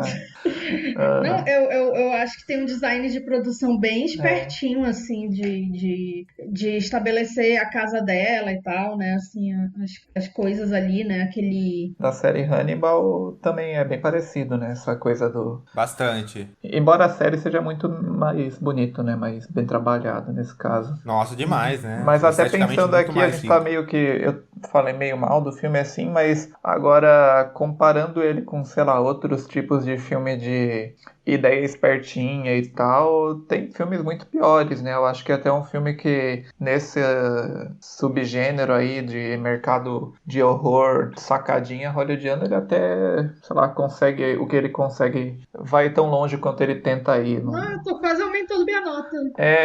É que eu lembrei Quase agora. aumentando minha nota. Eu lembrei agora de um filme muito ruim que eu vi uns tempos atrás, que é o filme do Dave Franco, que é meio isso, né? Um filme de terror de uma casa e é terrível, que é aquele Vigiados, não sei se vocês assistiram. Não, amigo. Não, Mas Dave Franco, assim, eu já... Não, Será? ele dirige o filme, né? Esse é o detalhe. Nossa. E tem o Dan Stevens, a Alison... Aquela, né, preconceito já, né? a, Contra a família Franco. a Alison Brie, o Dan Stevens é bem fraco, bem ruim. O elenco é bom, hein? Eles vão pra... Alison Brie, eu acho que ela funciona bem nesse universo. Eu gosto muito da participação dela no Promising Young Woman, assim, de ser aquela menina certinha, entre aspas, né, que via a merda acontecer e não acontecia. Ela tá legal no Promising Young Woman. Eu gosto das duas. Ela tá em 2 ou 3 cenas, assim, ela tá muito bem no filme. Assim, esse filme eu defendo, gente. Não sei se eu sou minoria aqui, mas eu defendo. Não, eu também gosto. Eu não acho tudo isso, mas eu gosto. Mas eu acho, Vince, desse negócio que você falou, eu concordo. Eu acho que é um filme que, assim, eu acho ele, tipo, médio, não querendo adiantar minha nota, mas eu acho, tipo, ele não acaba nem ofendendo, né, ao meu ver. Tem muito filme que tem essas mesmas sacadinhas e essas mesmas intenções que ele tem, que são filmes, assim, terríveis que a gente vê hoje em dia. E ele acho que ele não ofende, e ele tem coisas muito interessantes, principalmente no começo. O começo eu acho genuinamente muito bom. E aí, depois eu acho que ele dá uma perdida, mas eu não acho que ele fica ruim. Eu acho que ele fica desinteressante, ao meu ver, assim, sabe? Mas não é um filme que me repele, não, assim, como alguns filmes repelem. É um filme já feito. É um filme já feito, pra mim também. E aí eu acho também que, por exemplo, o próprio Promising Young Woman, que é um filme que, logicamente, eu tenho algumas ressalvas ao filme e tal, mas eu gosto dele, eu acho que ele consegue ter essa coisa também de um filme que vai pra um gênero pop e tal, e ao mesmo tempo que ele tem uma grande mensagem e tal, mas eu acho que ele, apesar dele ter sacadinhas, eu acho que ele tem soluções mais interessantes em como ele maneja esses tons que são chocantes. E os dois são até parecidos, né, no sentido de que os dois aplicam a comédia romântica e os dois fazem muito bem, perfeito. assim. Sim, é a comédia romântica do inferno, né? Do inferno, exatamente. Você vê o que eles fazem com o personagem do Bo Burnham e do Sebastian Stan é bem parecido, em certo sentido, até, assim, né? Assim, é o cara aparentemente legal que não tem nada os dois de não legal, são médicos, coincidentemente. Caraca, é verdade. O outro é pediatra, né? Se eu não me engano. Olha aí. Eu acho que apesar que o Bo Burnham é 1000 vezes melhor, né? O uso dele no filme, eu acho. Não, adoro, assim. Até porque o uso dele tem Paris Hilton no meio, né? Então, assim, já é superior. Até a cena de música é melhor no filme, que aquela ali, pra mim, foi tentando viralizar, assim. Até o Sebastian Stan fica postando de vez em quando, assim, acho que ele quer, assim, virar hit no TikTok, assim, pros jovens. Não, e eu acho que, tipo, é um momento que ele é tão mais fabricado, apesar de eu ter gostado mais do filme, né, esse da dancinha, que, tipo, é uma coisa que meio que não volta no personagem, né, porque não tem essa espontaneidade física que ele tem nessa cena. É verdade. Até no Ex Machina, eu acho que quebra um pouco ali, eu não curto tanto, assim, acho que muita gente defende aquilo ali como, inclusive. Momento do nonsense ali, grande né? momento Já aceitamos qualquer coisa que tá vindo ali. Aquele cara doido vai dançar agora com a máquina sexual dele, né? O Cauê Moura cover. Ele parece o Cauê Moura. Porque o Oscar Isaac nesse filme tá a cara do Cauê A Moura. versão bonita do Cauê Moura. E se Mas o Cauê Moura mas fosse pior que gostoso? tá mesmo, que loucura, cara. Não, peraí. Não. É o Oscar Isaac no filme, parecendo o Cauê Moura. Isso vai ser cortado. A Camila, cara, desesperada com a associação. Não, gente, cadê a Carissa e a Larissa Padrão aqui? Meu Deus. Não iriam deixar isso. A lenda foi quebrada. Não. Foi muito difícil. Eu tô acabada. Não. Não, você não tá.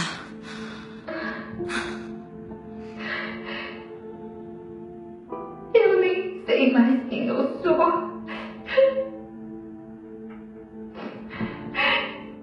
Só reforçando aí que eu acho que a Daisy é MVP do filme, muito boa. Gosto sem muito dúvida. Sim, total. da atuação dela, eu quero ver muito mais coisas com ela. Ela tem uma atuação muito contida, né? Ela é muito contida, mas muito boa nisso, assim, sabe? Assim, dessa coisa Eu acho de... que ela é carismática também. Eu acho que ela consegue estender bem, assim, essa coisa do estereótipo que a gente comentou, essa coisa bela do Crepúsculo, Anastácia, dos 50 Tons de Cinza, né? De ser... Ela consegue pegar esse jeito mais desengonçado da personagem e não ficar só pra um físico espalhafatoso, mas colocar numas microexpressões, assim, sabe? Com certeza, tipo, e até com certeza. do jeito que ela interage, né, com o personagem, tipo, um momento que ela senta mais afastada dele, ou que ela olha pra ele, assim, enquanto ele tá fazendo alguma coisa e tal. E eu acho que ela tem um olhar muito... Eu acho que ela fala muito com olhar, assim, né? Esses atores que conseguem falar muito com olhar, e até a Camila falou o negócio dela ser alta, que tem uma expressão corporal muito forte, uma atuação muito física, né? Assim, eu acho que ela domina bem isso, assim.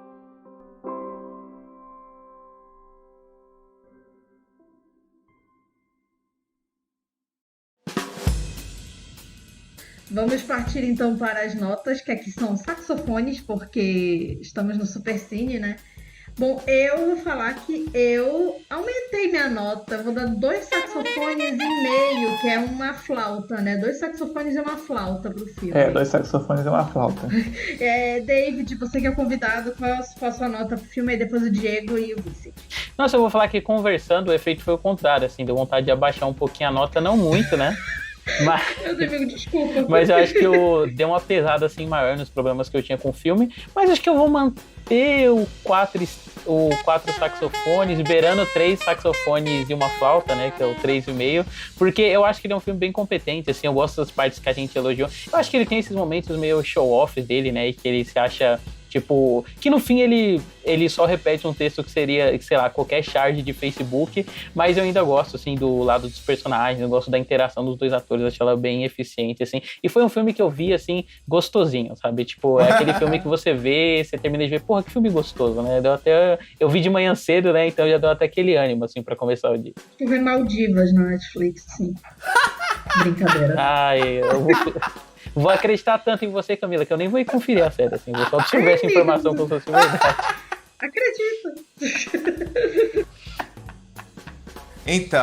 Então, a minha nota vai ser 3 pra mim, que 3 pra mim é tipo mediano, é um filme mediano pra mim. Eu gosto muito do começo, como eu falei, depois eu acho que desanda o filme, mas eu acho que ele, no começo, tem coisas muito interessantes, assim, e mesmo, como eu tinha dito antes, depois da metade pro fim, eu não acho que ele fica algo horrível ou ruim, assim, só acho que fica desinteressante qualquer coisa, assim. Mas, mesmo assim, eu acho que o começo do filme mostra coisas promissoras, e a Daisy tá muito bem, e a dinâmica dela com o Sebastian Stan, apesar de eu não ter comprado ele, acho que tem coisas interessantes. E o negócio se o que a Camila... Sebastian Stan fosse bonito, o Diego tinha dado 3,5. Oh, calma aí. Ele é bonito, não arrasa em Sebastian Stan, ele é maravilhoso. É, o Diego que acha ele feio. Não, eu não acho ele feio, eu acho ele qualquer coisa, assim, pra mim não tem nada demais. Falou no começo do programa que ele era feio, sim. Não. Infelizmente, assim, ele é o meu grande crush padrão de Hollywood, assim, na atualidade. Justo.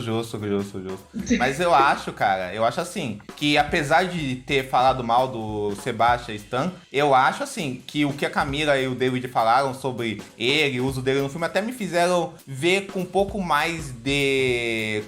não é carinho a palavra? Um pouco mais de... achar prestígio?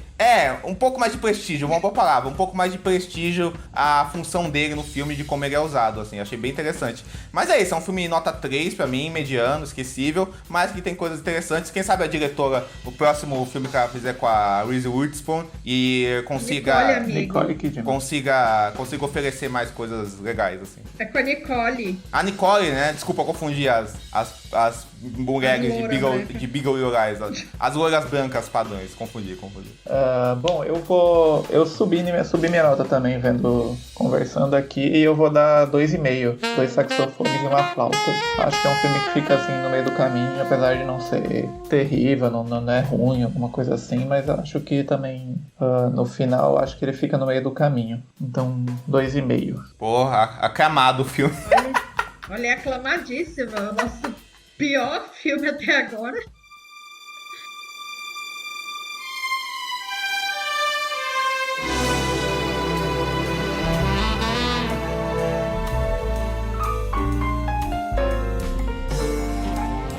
Mas, enfim, vamos então O nosso Corujão, que é o nosso... O Corujão passa depois de Supercine, ou passava, enfim, mais para efeitos da nossa programação, que ele passa depois do Supercine.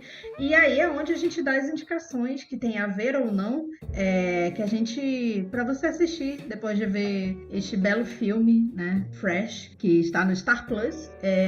E não é Stars Play, é Star Plus, né, importante. E, enfim, David, qual é a sua indicação? Começa o David, depois Vincent, Diego, aí eu. Ok. Então, eu pensei em algumas coisas assim, né, por conta do filme, algumas coisas fora do filme. Eu pensei muito no filme de vampiro, quando eu li a recomendação da Camila, porque eu achei que o filme ia ser sobre isso, né? Mas, se vocês querem saber, o filme que eu tava pensando era o As Donas da Noite, né, que é um filme alemão de vampiro bem legal. Mas eu queria focar mais num filme que ele tem muito mais a ver com o filme que a gente comentou hoje, pelo menos na minha cronologia pessoal, né, que é o Swallow, que é aquele filme de 2019, que acho que aqui chegou em 2020, né? Que tem aquela atriz que o Diego vai saber o nome, porque ela é loira e ele sempre decora essas coisas, mas que é a cara da Jennifer Lawrence, assim, a Hailey Bennett. Ah, eu sei quem é. Swallow. É verdade. E ela é casada com Joe Wright, por a Ellen Bennett. Ellen Bennett. Isso, Hailey Bennett. Ela fez aquele filme de comédia romântica da Drew Barrymore quando ela era bem novinha, né? Ela era cantora pop. Sim, grande Drew. Esse filme é legal. Eu vi na mostra esse filme, no cinema. É legal esse filme. O Swallow, né? Não o... Não tem essa idade. Letra e música. Sim, é porque o Swallow, eu acho que ele vai muito pra essa coisa mais física que também tem no Fresh, né? Só que aí ele tá relacionado com esse ato de ingerir as coisas, né? E de você pegar uma coisa que te incomoda e você passar isso pro físico e tal, que é uma relação que o Fresh tem, ainda que seja mais espaçada, né? Eu acho que o Fresh já aplica isso com a questão do blur, que eu falei da fotografia, né? Ele busca muito texturas, o Swallow vai pra isso, mas dentro dessa lógica de você tá engolindo as coisas e tal. E, porra, é um filme que eu gostei muito, assim, pra mim é um dos melhores do ano que ele saiu, né? Eu sei que quase ninguém morre de amores por esse filme, mas ele é um dos meus queridos, assim. É legalzinho, é bacana, é bacaninha. Eu vi na MUBI, eu não sei se ele ainda tá na MUBI, mas ele... Eu não amo tanto quanto o David, mas é legal. Engraçado, quando eu fui ver esse filme, eu vi na mostra, foi o primeiro filme que eu vi na mostra, eu fui naquele cinema de São Paulo, que é bem longe, que eu não sei o nome do cinema de São Paulo, mas é um que tem uns sofás na frente, tem uns colchões. É o, né, Cinesala, né? É um que acho que é Cinesala, pode ser. Tem um negócio vermelho. É o Cinesala que virou o Cinemarquise, né, o Vincent, assim, acho que foi esse que você não era o Cinemarquise. Não, desculpa, o Cinearte virou o Cinemarquise, eu tô confundindo. Não, é o Cinesala, acho. Mas enfim, eu achei engraçado que eu fui ver e daí a gente chegou meio em cima do horário e tinha um cara do meu lado que ele gravou todo o filme no celular e eu achei impressionante a disciplina dele ficar com a mãozinha assim. Foi o meu primeiro contato aí com a Mostra de São Paulo, o primeiro filme do primeiro dia que eu fui lá. Mas é legal esse filme. O cara mesmo. Por vazar depois o HD Cam. No dia seguinte tava no Cam, no HBG. E aí eu também queria indicar, não tem nada a ver com o filme que a gente tá comentando, né? Mas é um negócio que eu tô tentando ver a franquia toda pra chegar no grande crossover aí, Sadako versus Kayako, né? Que é Ju-On, né? Que aqui foi traduzido como O Grito, e é um filme japonês, que ele é antológico, né? Eu não lembrava disso. Pra mim ele era um filme que tinha uma ordem linear, assim. E aí a gente acompanha nessas histórias envolvendo uma maldição que ela é acarretada pelo rancor, né? O rancor de algo que aconteceu no passado e perdura, assim, por gerações. E, cara, é maravilhoso, assim, sabe? A melhor coisa que eu fiz da minha vida foi, tipo, decidir ver essa franquia e depois pular pro chamado, assim, porque eu acho que ele pega muito essa questão do cotidiano, assim, começando nos 2000, né? E essa questão mais rotineira, assim, das casas mesmo e da vida das pessoas e consegue trabalhar isso de uma maneira, com terror, de uma maneira que não só é muito atmosférica, né? Mas que em vários contos termina antes de você ver a conclusão e mesmo assim você fica totalmente chocado, sabe, com como conclui, e só usando uns barulhos meio naturalistas, assim, tipo, a criança abre a boca e da boca dela sai o som de um gato, sabe? Fora que eu acho que ele usa muito bem essa questão teatral, assim, pra construir os personagens também, sabe? Às vezes os personagens, eles beiram a ser só o estereótipo de uma dona de casa ou de um pai de família e tal, mas eu acho que essa teatralidade, ela também vaza, assim, pro design de produção, sabe? A maquiagem e tal. Porra, eu tô achando muito foda, assim. E o melhor é que os dois primeiros, né, estão disponíveis no YouTube, que é o Ju-On the Curse, Ju-On the Curse e Ju-On the Curse Parte 2, tem legendado. Não tá numa qualidade muito boa e é difícil você achar uma qualidade melhor, mas o primeiro que foi lançado no cinema, né, porque os dois foram direto pra vídeo. Ele já tá em torrent aí, você pode procurar no seu streaming, né? Ou no dia que algum streaming tomar vergonha e colocar, vocês podem ver por ele também, que é o Ju-On The Grudge, que aí já é conhecido como Grito aqui no Brasil. E tem um crossover com a Sadako, com a do Chamado? Sim, mais recentemente, né, eles lançaram um filme que é um encontro das duas franquias, né? Tipo, que alguém reproduz a fita da Sadako onde mora, na casa da Kayako, assim. E dizem que esse filme serve como um reboot, né? Tipo, ele representa a franquia de 2 jeitos diferentes, não é mais aquele negócio de morrer em 7 dias, mas só vou descobrir quando eu chegar lá. Assim. Eu tenho 3 indicações hoje. Uma é um canal do YouTube que eu já assino faz algum tempo, que é o canal do Diego Quaglia. Não, mentira. Não, mas esse canal que você vai indicar é de um inimigo do Diego Quaglia, fica a curiosidade. É um rival aí do Diego David. Não, eu gosto muito disso. Não, na verdade é um canal americano que eu sigo faz algum tempo, mas como recentemente eu vi o filme Febre do Momento aí, que é o RRR, que é o filme de ação indiano, que é maravilhoso mesmo, que tá na Netflix, e o cara lá que eu gosto muito, que é o Patrick Williams, ele fez um vídeo sobre o RRR, meio que fazendo uma resenha do filme e ao mesmo tempo explicando certas coisas que explicam o porquê dessa febre, quem são os 2 atores que protagonizam e a importância deles naquela indústria, a importância do diretor. Então eu indico aí o canal em si, que é o Patrick Williams, que é um canal bem legal, que apesar de eu não concordar 100% com as resenhas dele, eu acho que ele tem um formato assim bem divertido, bem leve e bacana de assistir. Eu acho, Vicente, que ele até, tipo, ele e a Natalie Wynn são os responsáveis, assim, por popularizar esse formato de ensaio, em que você ensaia ao mesmo tempo que você constrói uma sketch pra poder trabalhar o tema do seu ensaio, sabe? Eu acho que eles dois e a Lindsay Ellis também, eu acho que os 3. Saudades de Lindsay Ellis. Amo. Eu adorava ela também. Adorava ela problematizando os filmes da Disney que ela gostava.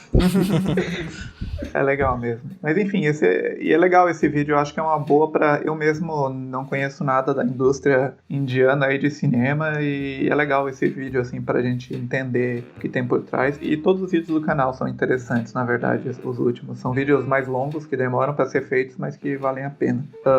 Outra é a série Frasier, que eu tô vendo desde muito antes da gente começar a gravar esse podcast. Eu vou ver durante aí muitos anos, porque é uma série longuíssima, que durou mais de 10 temporadas. Nos anos 90, cada temporada tem 25 episódios. Mas ontem eu tava vendo um episódio que eu gostei demais. Eu pensei, nossa, eu tenho que indicar, porque é uma série maravilhosa que nos anos 90 só se fala de, sei lá, Friends, Will and Grace e Seinfeld de série de comédia. E essa, às vezes, o pessoal esquece, mas ela foi um sucesso na época, claro. E ela tem o Frasier aí, que é um personagem que é um psiquiatra super snob, que mora com o pai e é irmão de um outro personagem que também é psiquiatra. E é uma série bem comum, assim, bem de roteiro de sitcom, mas é uma série muito, muito boa, né? O roteiro é incrível mesmo, se passa em Seattle, e é bem legal mesmo, os personagens são sensacionais, e eu tô agora na 4ª temporada e vou passar aí muito tempo vendo.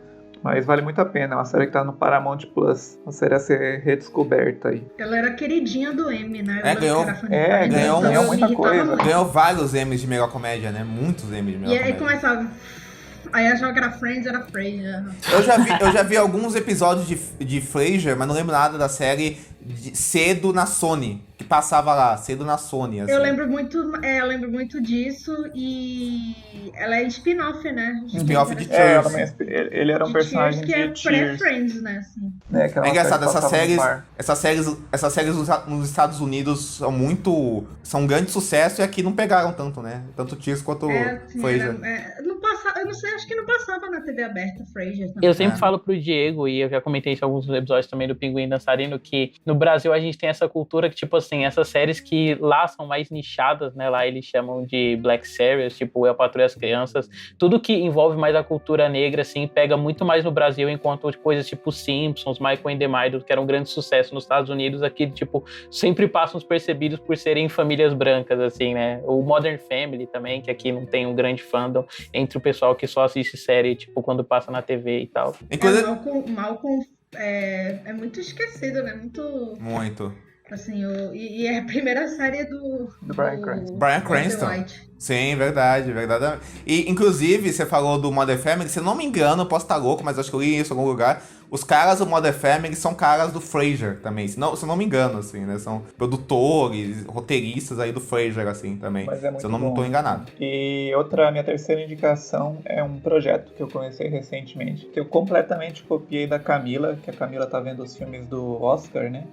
Os filmes vencedores do Sim. Oscar, ela já mencionou aqui. Há anos. E daí eu convidei minha esposa pra fazer algo parecido, só que daí eu olhei a lista do Oscar e eu não quis ver aqueles filmes dos anos 30 do Oscar, que são muito chatos. E daí a gente resolveu começar a ver os filmes de Cannes, que logo eu vou me arrepender também. Melhor. Mas porque é muito confuso, né? Tipo, segundo o Festival de Cannes tem 11 vencedores, então tem uma filtrada aí a ser feita. Mas enfim, eu vi o primeiro, que foi o Festival de Cannes de 39, que foi pré-guerra, que rolou o festival e depois rolou a Segunda Guerra, daí teve essa pausa aí na Europa no meio. Mas o primeiro que eu vi foi a Aliança de Aço, Union Pacific, que é um filme do Cecil B. DeMille, e ele é um filme muito típico, assim, de um faroeste tradicionalzão, assim, de grande faroeste de estúdio dos anos 30, né, e fora ali do eixo dos diretores que normalmente eram os cabeças aí dos faroestes daquela época. E é um filme legal, apesar de que ele tem todos os seus problemas aí de nacionalismo e racismo, na forma como eles tratam os indígenas e na forma como é um filme ufanista, que ele conta a história da construção de uma ferrovia, mas ele é um filme também muito impressionante, assim, em questão de valor de produção e de tamanho de filme. Ele é um filme até um pouco desengonçado na forma como ele se desenrola por causa disso, porque ele é muito filiado a esses grandes momentos de ação dele, mas é muito bom. Tem a Barbara Stanwyck e é um cara do exército americano que vai meio que proteger um grupo de trabalhadores que tem que construir essa ferrovia até uma data lá. E o vilão do filme, óbvio, que quer impedir que isso aconteça para ganhar dinheiro de ações ou coisa assim. E é bem Isso não é uma minissérie da Globo, não? Oi? Isso não é aquela minissérie da Globo, não? É bem cara, Pede né? Maria. Pô, bem parecido mesmo. E lembra, e é interessante, assim, é um filme desses grandes, né? Tem mais de 2 horas, acontece muita coisa no filme, mas é um filme bem que te deixa engajado, assim, do início ao fim. E tem a Barbara Stanwyck maravilhosa. Acho um filme bem sempre, curioso, né? bem legal de assistir, assim, e que seria o primeiro vencedor de Cannes aí antes dos anos 40. Boa. Diego. Então, ô Camila, eu vou começar com uma indicação que eu acho que tem a ver com o filme que a gente falou hoje, que é um filme que sempre que eu tenho chance eu recomendo ele. Inclusive é um filme que eu recomendei demais, porque o pessoal tá fazendo essas listas aí dos anos 80, que vai sair o listão lá do Pedro Lovago e tal. E cara, assim, esse filme, infelizmente eu acho que ele vai estar em pouquíssimas listas, a minha inclusive, mas é um filme que todo mundo tem que assistir na vida, que se chama Totalmente Selvagem, Something Wild, do Jonathan Demme. Filme incrível, obra-prima esse filme, que inclusive eu tô citando também por causa que a gente teve há um tempo o Ray Liotta, tristemente faleceu, né? Era um dos meus atores favoritos dos anos 80 pra frente, assim. Eu lembro quando eu vi Os Bons Companheiros, desde então o Ray Liotta virou uma paixãozinha desses atores aí que eu acho que são meio esquecidos, né? Mas que são maravilhosos. E aí nesse filme, eu acho que eu acho que ele tem a ver com o Flash, que a gente falou. Porque ele é um filme que também fala numa relação de presa, de gênero, assim, de um homem com uma mulher, assim, e de um novo relacionamento que essa mulher acaba construindo, que é a Melanie Griffith, que é ex-esposa do Ray Liotta, que acaba construindo um novo relacionamento com o Jeff Daniels. E o personagem do Ray Liotta, que tem um relacionamento abusivo com a Melanie Griffith, persegue ela, assim. Só que o filme começa como uma comédia maluca, / um romance, assim, e aí o filme se transforma com a entrada do Ray Liotta no filme num thriller de suspense com essa comédia maluca e um romance ainda muito forte e também no momentos de drama muito fortes, assim. E é um filme, assim, incrível, é maravilhoso esse filme, assim, e os 3 atores estão geniais, assim, os 3, o Jeff Daniels, a Melanie Griffith e o Ray Liotta estão sensacionais, assim. É um dos melhores filmes dos anos 80. É o meu filme favorito do Jonathan Demme, que é um diretor que eu adoro. Eu amo o Jonathan Demme. Então é um filme que todo mundo tem que ver. E se ainda dá tempo de você fazer a sua lista de filmes dos anos 80 e não viu esse filme, cara, Recomendo, que esse filme é uma preciosidade, é um grande filme mesmo, assim. E eu também gostaria de recomendar coisas que eu vi esses tempos, que eu vi um filme chamado Os Garotos da Minha Vida, revi, na verdade, que é um filme da Penny Marshall, com a Drew Barrymore, que é uma das atrizes que eu também mais gosto, assim, eu amo a Drew Barrymore. A Drew Barrymore, cara, é uma atriz que aparece na tela, eu já acho ela maravilhosa, assim, porque ela tem uma presença de cena, ela tem um carisma muito sensacional, e nesse filme ela tá numa entrega dramática incrível, ao mesmo tempo que ela tá muito carismática, e é um filme que fala sobre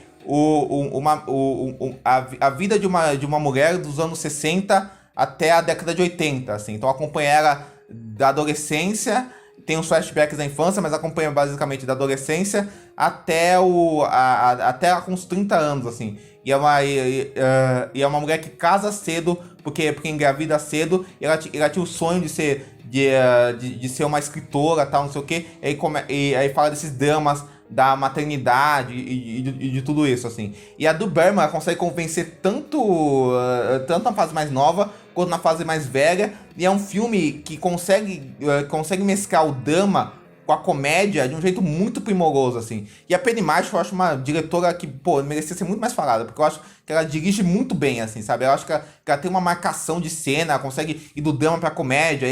Tem um filme dela que chama Tempo de Despertar, que eu acho maravilhoso também, assim, sabe? E esse filme, eu acho que... Ela é uma diretora também, ela consegue extrair interpretação dos atores. E acho que esse filme, ele tem uma coisa de... Ele consegue mostrar essa questão de maternidade, de amizade feminina, de um jeito que a gente poucas vezes vê, assim, porque a amizade da Brittany Murphy com a do Marble é linda, assim, sabe, a relação dos personagens, e o jeito que ela trata esse negócio da maternidade até me lembrou um pouco A Filha Perdida, assim, porque é um filme que não romantiza a questão da maternidade e mostra ela como uma questão complexa, assim, realmente, assim, é um filme surpreendente esse filme, acho um grande filme, e ele é fácil de se encontrar na internet aí da vida, assim, o pessoal consegue encontrar ele facilmente. Se quiser perguntar pra mim depois, eu até ajudo. Mas assim, inclusive eu não tinha falado, mas o Totalmente Selvagem também é fácil de encontrar na internet, mas ele tá no streaming do MGM, então logo mais ele deve entrar na Amazon Prime Video, porque estão tirando os filmes do streaming do MGM e botando lá. Então acho que logo mais ele entra lá e fica mais acessível, assim.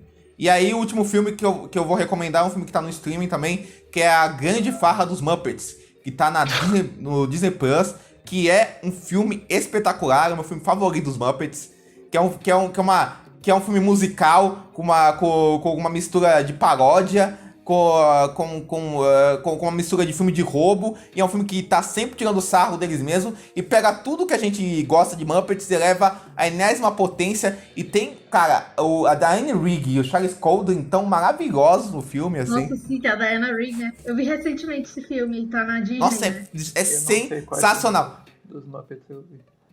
Cara, Tem o primeiro e tem esse. Esse é o segundo, né? É verdade. O primeiro é ótimo também. Não, os Muppets tem vários filmes legais. Aquele do Natal, do Michael Caine, os filmes do Jason Segel. Os Muppets conquistam Nova York. Os filmes que é do Frank Oz. Os filmes do Jason Segel são muito bons, eu gosto muito. É engraçado porque os Muppets é essa franquia que, tipo, ela existe, né, ao longo dos anos, e por ela hoje em dia ser um tipo de técnica que não se usa muito, toda vez que alguém pega é porque alguém tá realmente interessado em fazer alguma coisa interessante com os personagens e com a franquia, né? Então, tipo, de tempos em tempos, quando surge alguma coisa dos Muppets, tende a ser mais interessante do que qualquer derivado de qualquer coisa grande, assim, justamente porque você sabe, né, que a pessoa tá interessada neles por alguma relação de carinho, ou porque tem alguma ideia, assim, de como fazer. Sem dúvida, e Muppets é sensacional, cara, assim, o filme esse grande fala dos Muppets é dirigido pelo criador dos Muppets, o Jim Henson, um dos filmes que ele dirigiu mesmo, assim, e cara, ele coloca esse negócio da sátira que o Muppets sempre teve, da paródia, e dessa coisa cartunesca, dessa mistura de gêneros, a enésima potência. O Charles Colden, apaixonado pela Miss Piggy, é sensacional, cara, assim, é sensacional. Eu amo, assim, esses romances, tipo, no Muppets Conquistam Nova York, a Miss Piggy, o Caco e uma Humanas no Triângulo Amoroso. Cara, é muito bom, cara, é muito bom. E é tipo normal, assim, sabe? Tipo, O filme... É tipo, que nem o filme do Tic Tac agora que eu vi. O filme é engraçadíssimo, é sensacional. E, cara, o Jim Henson, eu amo o Jim Henson, cara. Eu amo o Jim Henson demais, assim, cara. Labirinto, esse filme. Jim Henson, Família Dinossauro. Família Dinossauro, amo de res. Maior de todos. Posso deixar mais uma indicação que eu pensei agora? Que Fica à não é vontade. nada, tipo, para as Pode, pessoas pode. verem assim, né? Mas lá no meu Twitter eu tenho um link de um canal secreto, né?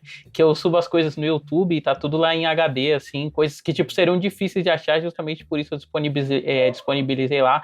Não só uma cópia muito boa, assim, do fundo do coração, que eu peguei do 4K, mas aí o YouTube Filmaço. cortou. Mas, ó, aproveita, Camila, tá lá de grátis. Filmaço. E Filmaço. a trilogia Animirama também, né? Que pra quem não sabe, mas já ouviu falar, Bella Dawn of Sadness, né? Que é um clássico aí do cinema de animação japonesa. Ele faz parte de uma trilogia chamada Trilogia Animirama, né? Que é do Eiichi Yamamoto e Osamu Tezuka, assim.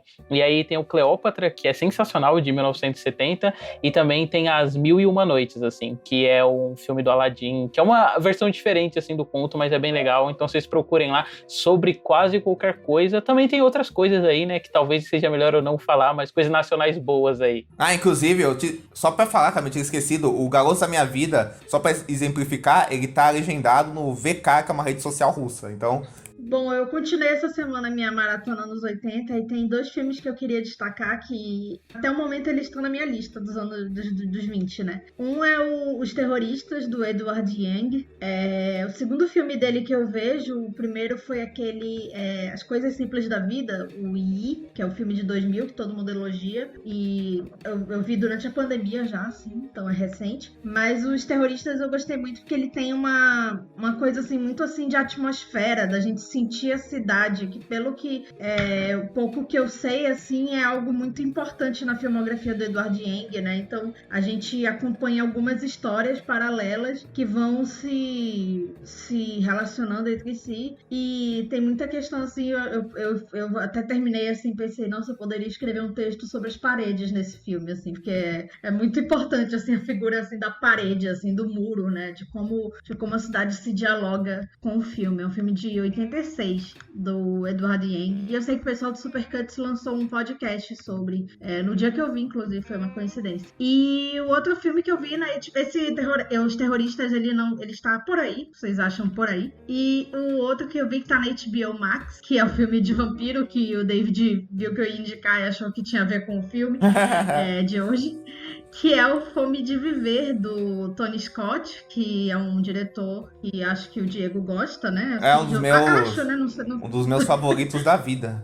Gênio. Dizem que Tony Scott assim, conseguiu Top Gun por causa desse filme, né? Os produtores viram e acharam. Não, mas assim, desenvolvi uma opinião assim que eu gosto mais desse filme do que de Blade Runner. Não, mas é muito melhor, não, mas nossa. Mas Porque a atmosfera lembra bastante, assim, são filmes da mesma época. eu tenho opiniões polêmicas sobre Blade Runner, mas deixa isso pra outro programa, assim, mas na verdade.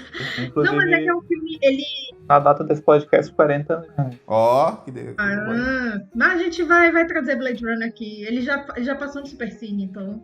Mas o The Hunger, né, o Fome de Viver, é um filme que tem a Catherine Deneuve, a Susan Sarandon e o David Bowie, né, mas assim, o destaque fica mais pra Catherine Deneuve e a Susan Sarandon, Sim. né. Acaba sendo assim um romance ali meio que é um noir, né, um filme, por isso que eu falei do Blade Runner, porque ele tem essa atmosfera do noir, né, muita neblina e sombras ali, né, e são personagens assim com aqueles cabelos do noir e tal, e é um filme que fala sobre juventude, né, sobre a busca pela juventude eterna. É por isso que o título, né, em português, Fome de Viver, em inglês é The Hunger, né, que é fome. E a Susan Sarandon é uma médica, né, que acaba se envolvendo, né, com esses vampiros, assim, que estão querendo ter a vida eterna. E é um filme bem bonito, assim, visualmente, Incrível. mas ele não é só isso pra mim, assim, acho que ele tem muita questão, assim, estética, que é muito definidora da época, e a história é maravilhosa, assim, bem bacana, e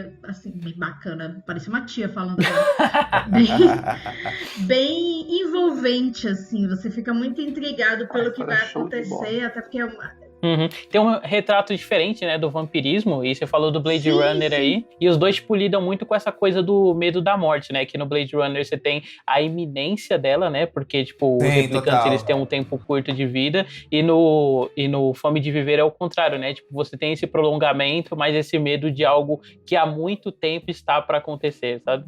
Exato. Sim, aí o personagem do Bowie acaba representando mais isso, né, ele acaba sendo essa vértice desse triângulo aí que acaba sendo assim, é mais a presença do David Bowie, né? Eu acho que é um filme que usa bem essa figura dele, mas Total. acho que ele foi bem usado ao longo do cinema. Eu amo, o Diego falou de Jim Henson, eu amo o Labirinto. Assim. Maravilhoso, Eu também amo Labirinto. O Homem que Caiu na Terra, que é com ele também. Pois é, esse aí do Nicholas Roeg, né? Esse aí eu tenho que assistir ainda. David Bowie é mas- muito bom ator, assim. E é um filme que eu fiquei até surpresa, que eu vi que o The Hunger Games não foi muito bem recebido, assim, na época e Sim, tal, né? sim. Assim como o Honky Tonk Man que falei semana passada, que foi indicado ao Razzie. Camila, É muito você doido, diria né, que nos anos 80 os críticos americanos eram mais burros? Porque todos os filmes que eram mal recebidos na época, eles têm uma tendência deles serem redescobertos como clássicos modernos, assim, Nos né? anos, Porque nos anos Nossa, 80, gente, David. nos anos 80, pô, eu diria até É hoje. fato. Não, mas o One from the Heart, que eu citei mais cedo, né? Ele é um filme que, tipo, na época ele foi muito mal falado. O Tipo, Portal do escorraçado, Paraíso assim. também. O Portal do Paraíso. Portal do O Paraíso, próprio né? Blade Ele é meio Runner. que... É. Portal do Paraíso é meio que o filme que faliu a nova Hollywood, Nova né? Hollywood, E aí pegou e hoje em dia- e filme hoje em- injusto, né? É, e hoje em dia o pessoal ama. Não, mas isso rolava direto. Comboio do né? medo, assim. É, exatamente, assim, né? Se você for parar pra pensar, assim, os grandes clássicos, assim, mas eu acho que também é uma disparidade muito grande entre a gente, que é brasileiro, e a crítica americana, que eu acho que a crítica americana meio que se empolga com qualquer merda, assim. Sim, com certeza, com É, certeza. Quando a coisa ela é diferente, mas nem tanto, o americano adora bater pau. Eu lembrei de outro exemplo, o Enigma de Outro Mundo, né? O Enigma de Outro Mundo Nossa. também, outro exemplo. Nossa, assim. que é assim... O Iluminado.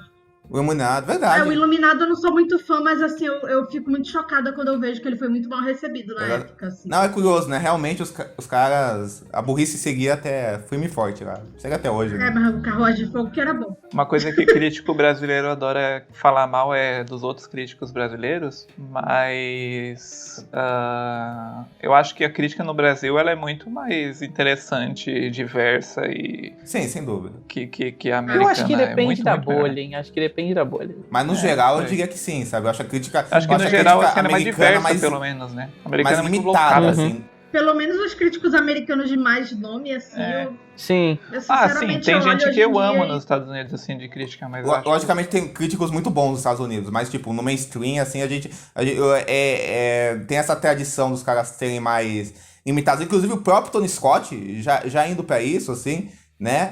O próprio Tony Scott, ele foi um cara que foi mais apreciado depois, o que é triste, depois da morte dele, assim, né? Que começou a vir, tipo, um movimento de pegar a obra dele e ver que o cara... liderado pelo Diego. Que o cara é um grande autor. Não, que é isso, cara, que é isso. Que quisera eu. Mas assim, que o momento de começar a ver a obra dele, ver que o cara é um grande autor, um grande cineasta, é um movimento que, cara, que, curiosamente, ele vem muito dos críticos franceses, lá dos anos 2000, aí final dos 2010, e de pessoas que iam pra fóruns do MUBI comentar os filmes do Tony Scott, assim, né? Isso é muito Olha, louco, a nova assim. novela Vaga chegando. É, e Exato, é isso aí que eu o pessoal pensei, viu, a mesma pô, esse história se repetindo, né?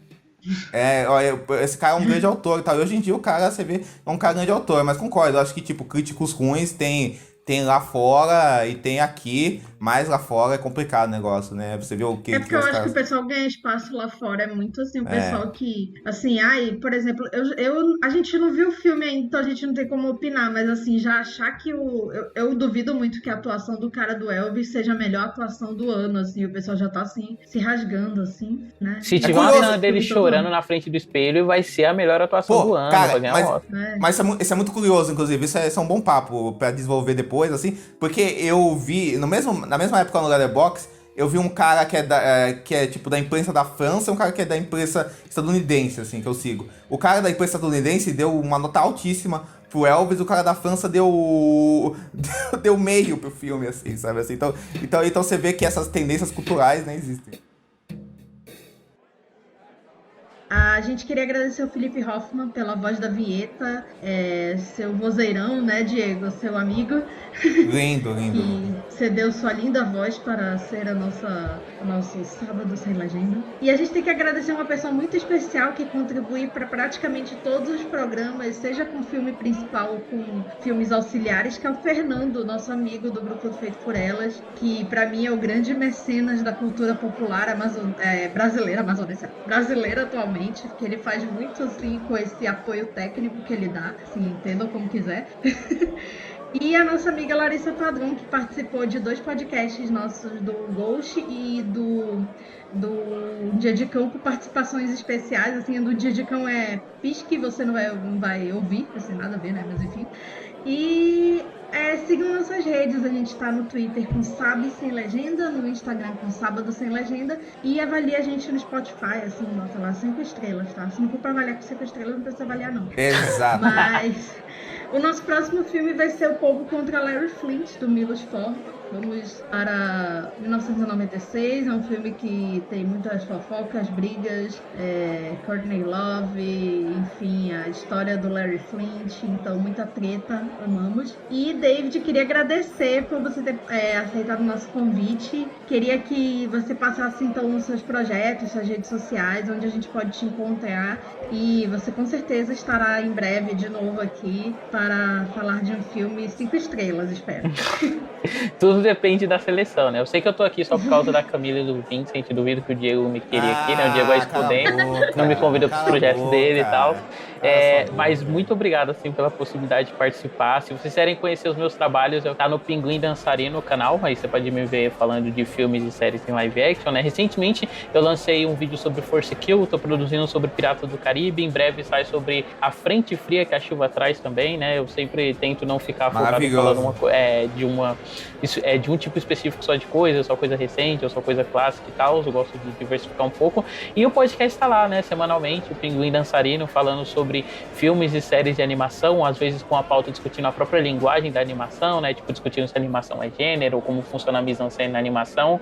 Dê uma conferida lá. O meu Letterboxd é David.r.p, que também é assim que tá no Instagram, e o Pinguim Dançarino no Instagram você encontra como pinguim.dançarino no Instagram. O nome no Twitter é impronunciável, então vocês só pesquisem lá Pinguim Dançarino, o perfil que tiver um pinguim de fone de ouvido é o nosso. Eu juro que um dia eu vou arrumar o arroba pra ficar pinguim.dançarino, e é dançarino com C normal mesmo, em vez de ser cedilha. Então é isso, gente, agradecemos. Semana que vem a gente tá de volta, e cuidado ao ir em supermercado. Tchau! Tchau! Valeu, gente! Tchau!